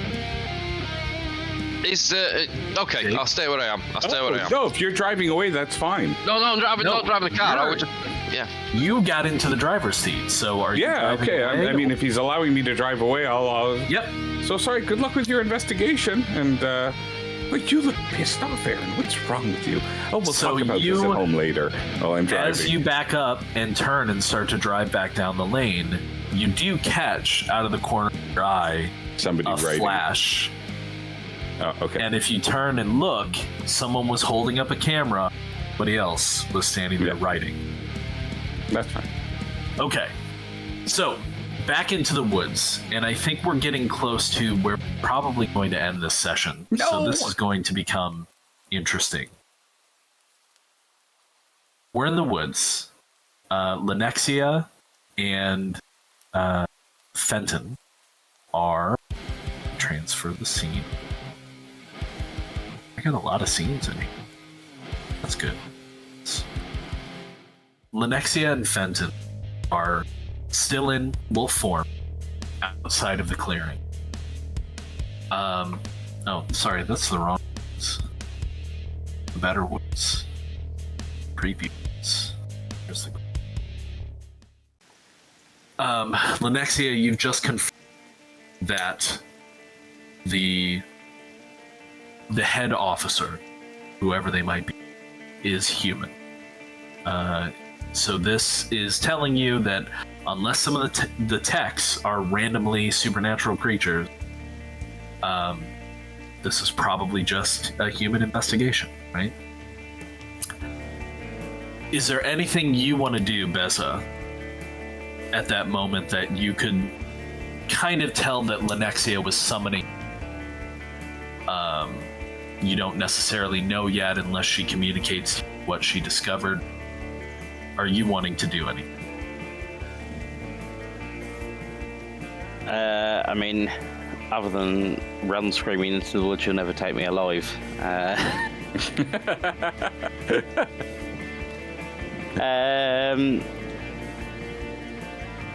Yeah, I don't... I'm honestly not sure what Fenton would do in this situation.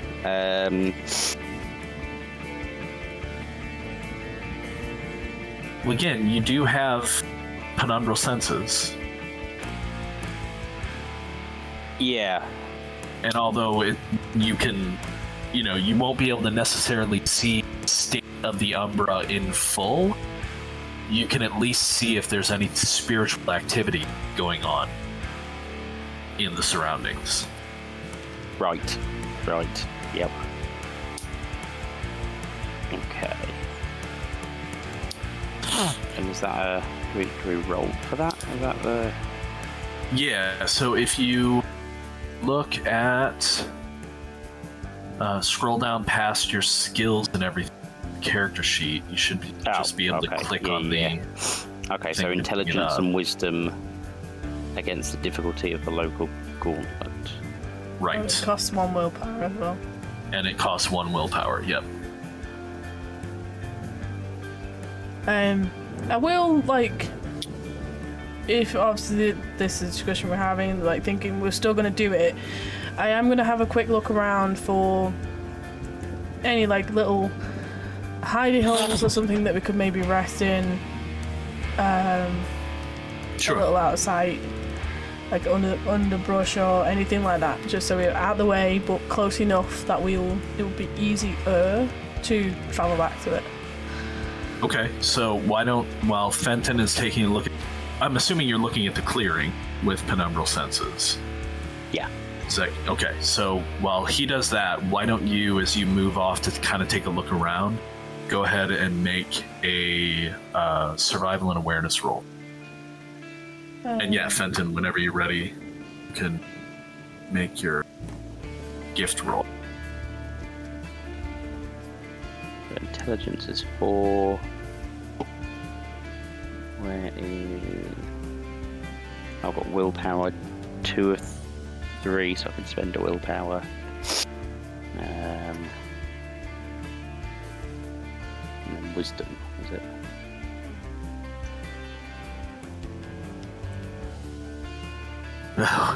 Awesome. Fantastic. Wisdom 2, so 6 dice.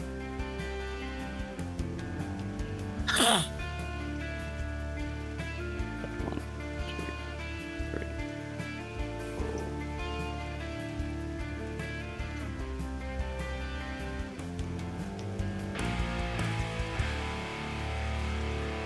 Oh.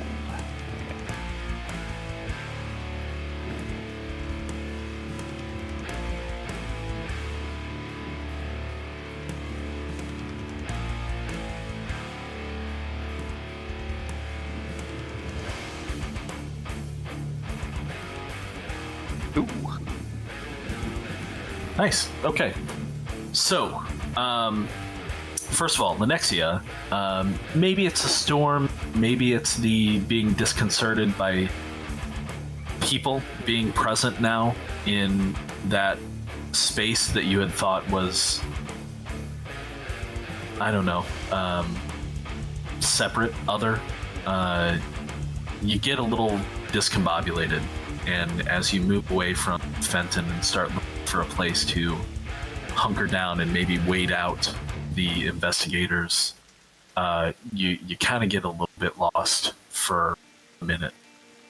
And when you find your way back to the edge of the clearing where you left Fenton, really just mere minutes ago, he's not there.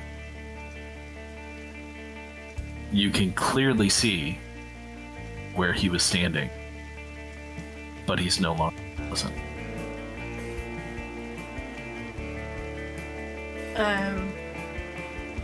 Can I see his tracks, or I mean, I would say scent, but yeah, maybe try scent. I mean, you can definitely smell where he was, and you can see where his, honestly, larger than yours because you have Clement Lupus. His large wolf prints are there in the mud, but there's no indication that he left. There's no indication that he went anywhere. So it's genuinely just like he's been uplifted and gone. Yep. I think I'll just take a couple more tracks around, trying to figure it out. I mean, is this something, as I've used a number of senses, is this something that I would perceive as to be connected to it? Or... difficult to say, and I'm not going to ask any more questions today. You'll have to discover more tomorrow.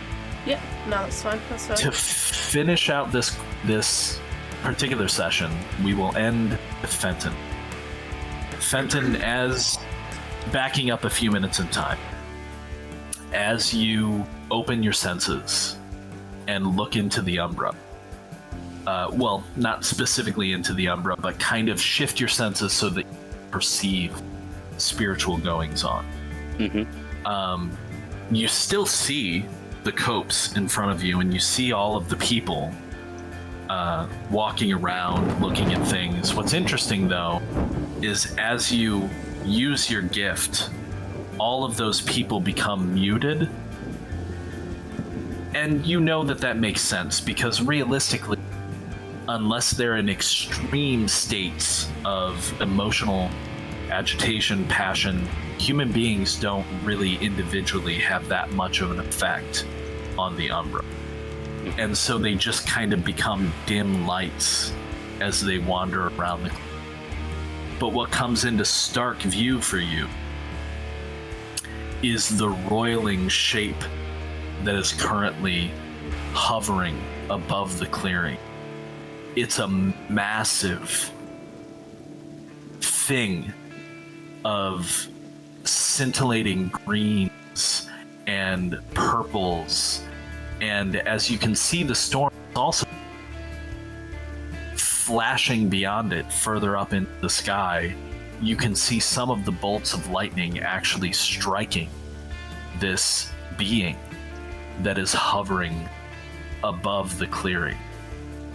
And you get kind of a sense of it. It looks vaguely snake-like in shape as it kind of writhes and moves around above you. It's clearly a spirit, and potentially a powerful. It may be a spirit of this place specifically. You also, as you glance around, you notice that the trees at the edge of the clearing, their spirits seem to have, the best way to describe it is they've turned their back on the clearing. It's like they're shunning the clearing and what happened. And as you're taking all of this umbral activity into account, you feel a sting in your neck, as if something has bitten you, struck you, and everything goes dark. And I think that's where we'll leave it for today. Love it. Except in the car, as I'm driving back, I turn around to Aaron and say, "See, I told you it was a good thing we didn't take our car." That's a fair point. Oh, so I've got nothing for that. Very quickly before we raid anybody and move, let's do some experience gaming. So, everybody gets one for participation. Don't forget to add your experience this time, because Jake, you didn't low, so I added yours. Okay, I thought I did. No, it was listed as only being 6 for you, and I swear like you at least 2 or 3 last time, so I bumped you. So everybody gets a point for participation. Did anybody perform anything remarkable this session? Me personally, I loved the brutal and the destruction of the laptop, and Yeah, I'm gonna give a point to Longy for that. Yep, valid. Yeah, that was. Anybody else? I don't think so. This was more of an investigative Agreed. session, Yeah. where we kind of went through That's and fair. investigated a whole bunch of things. Yeah, that's fair. Did anybody use a skill, gift, or trait in a clever way? I think the whole last scene with Fenton, is kind of almost significant and deserving of an experience. Very, very significant, yeah. Yeah, okay. So we'll give Fenton a point for that.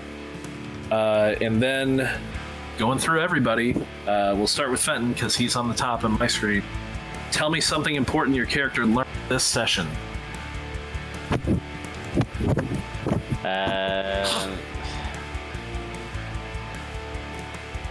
God. All right. Something important we learned. Don't trust soft furnishings and decor around Erin. I mean, I mean, I'll allow that. I dig it. Jake, notice something Zev learned this session. Oh, that's easy. I mean, Zev had a whole big transformation this session, largely due to Aaron, because Zev wanted to leave. There's nothing for him to do here, but I mean, Aaron's passion and then,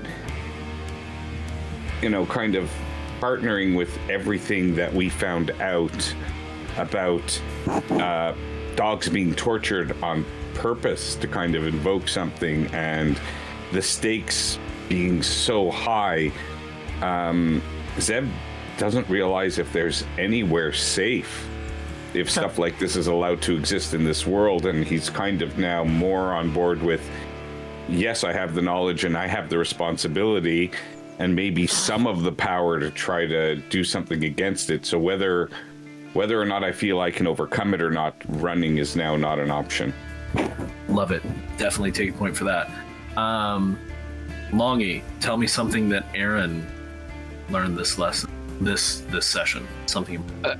Definitely like a sort of like an instant focus into Zehev's mind, sort of like cut through all the bullshit and the masquerade, and just saw like that he was really struggling with what he had become, and it's like I'd not picked up on it in character before, but I just had this insight of, oh my god, this person is struggling with who he actually is now, and realizing that we're so far apart in our attitudes towards being a wolf. Like there's a chasm there, and a realization that something's going to need to be done about that, or it could actually destabilize the pack in Aaron's eyes. I think it's funny too, because I think Aaron actually might even be showing Zev what he doesn't want to be. The fact that you shifted and took out your anger on something is probably not helping Zev's proper yin and yang shit going on there. Yeah, love it. And Tony, did Lenexia learn anything interesting this session? I mean, it's not. how to describe it. I think she hasn't said this out loud to the others, but I think like she's learned more about humans. Because obviously it's still very much a learning curve for Lenexis. She does what she can, and learning and reading through all his research and everything is just opened her eyes a little bit more, especially after the vision that she had, that somebody, like, there's a spirit reaching out to her, and then hearing all what he did to those animals and to the potentially to the people. I think it almost actually scares her, like how this is, as far as we know, this is just a mere human. This is not something of us, because until we prove it, it literally just could be a human. And knowing that they can be monsters, and I mean like truly be, in her eyes, truly be monsters without actually being a monster, sure, is just very eye-opening for her. Like, it's a lot for her to take in, I think. Awesome. And she learned that Crow Pro doesn't eat stale mice. Well, if they look good enough, he will. So yeah, you know what? Before we do end, I would just want to give you a shout out, Brian, because preparing all these graphics and everything, this is not a pre-made module. Preparing all of them and having all the right graphics at the right time for whatever you didn't know we were coming back, and we had a crime scene tape up there, so I can just imagine how much work and how much effort and how many different scenes you have prepared. Because if you've prepared for the ones that we hit on, then how many scenes do you have that we haven't hit on yet that you prepared for just in case? It's absolutely incredible. Yeah. So bravo. Thank you so much. Thanks. For all your hard work. You get a point too. Yes. Yeah, I have fun.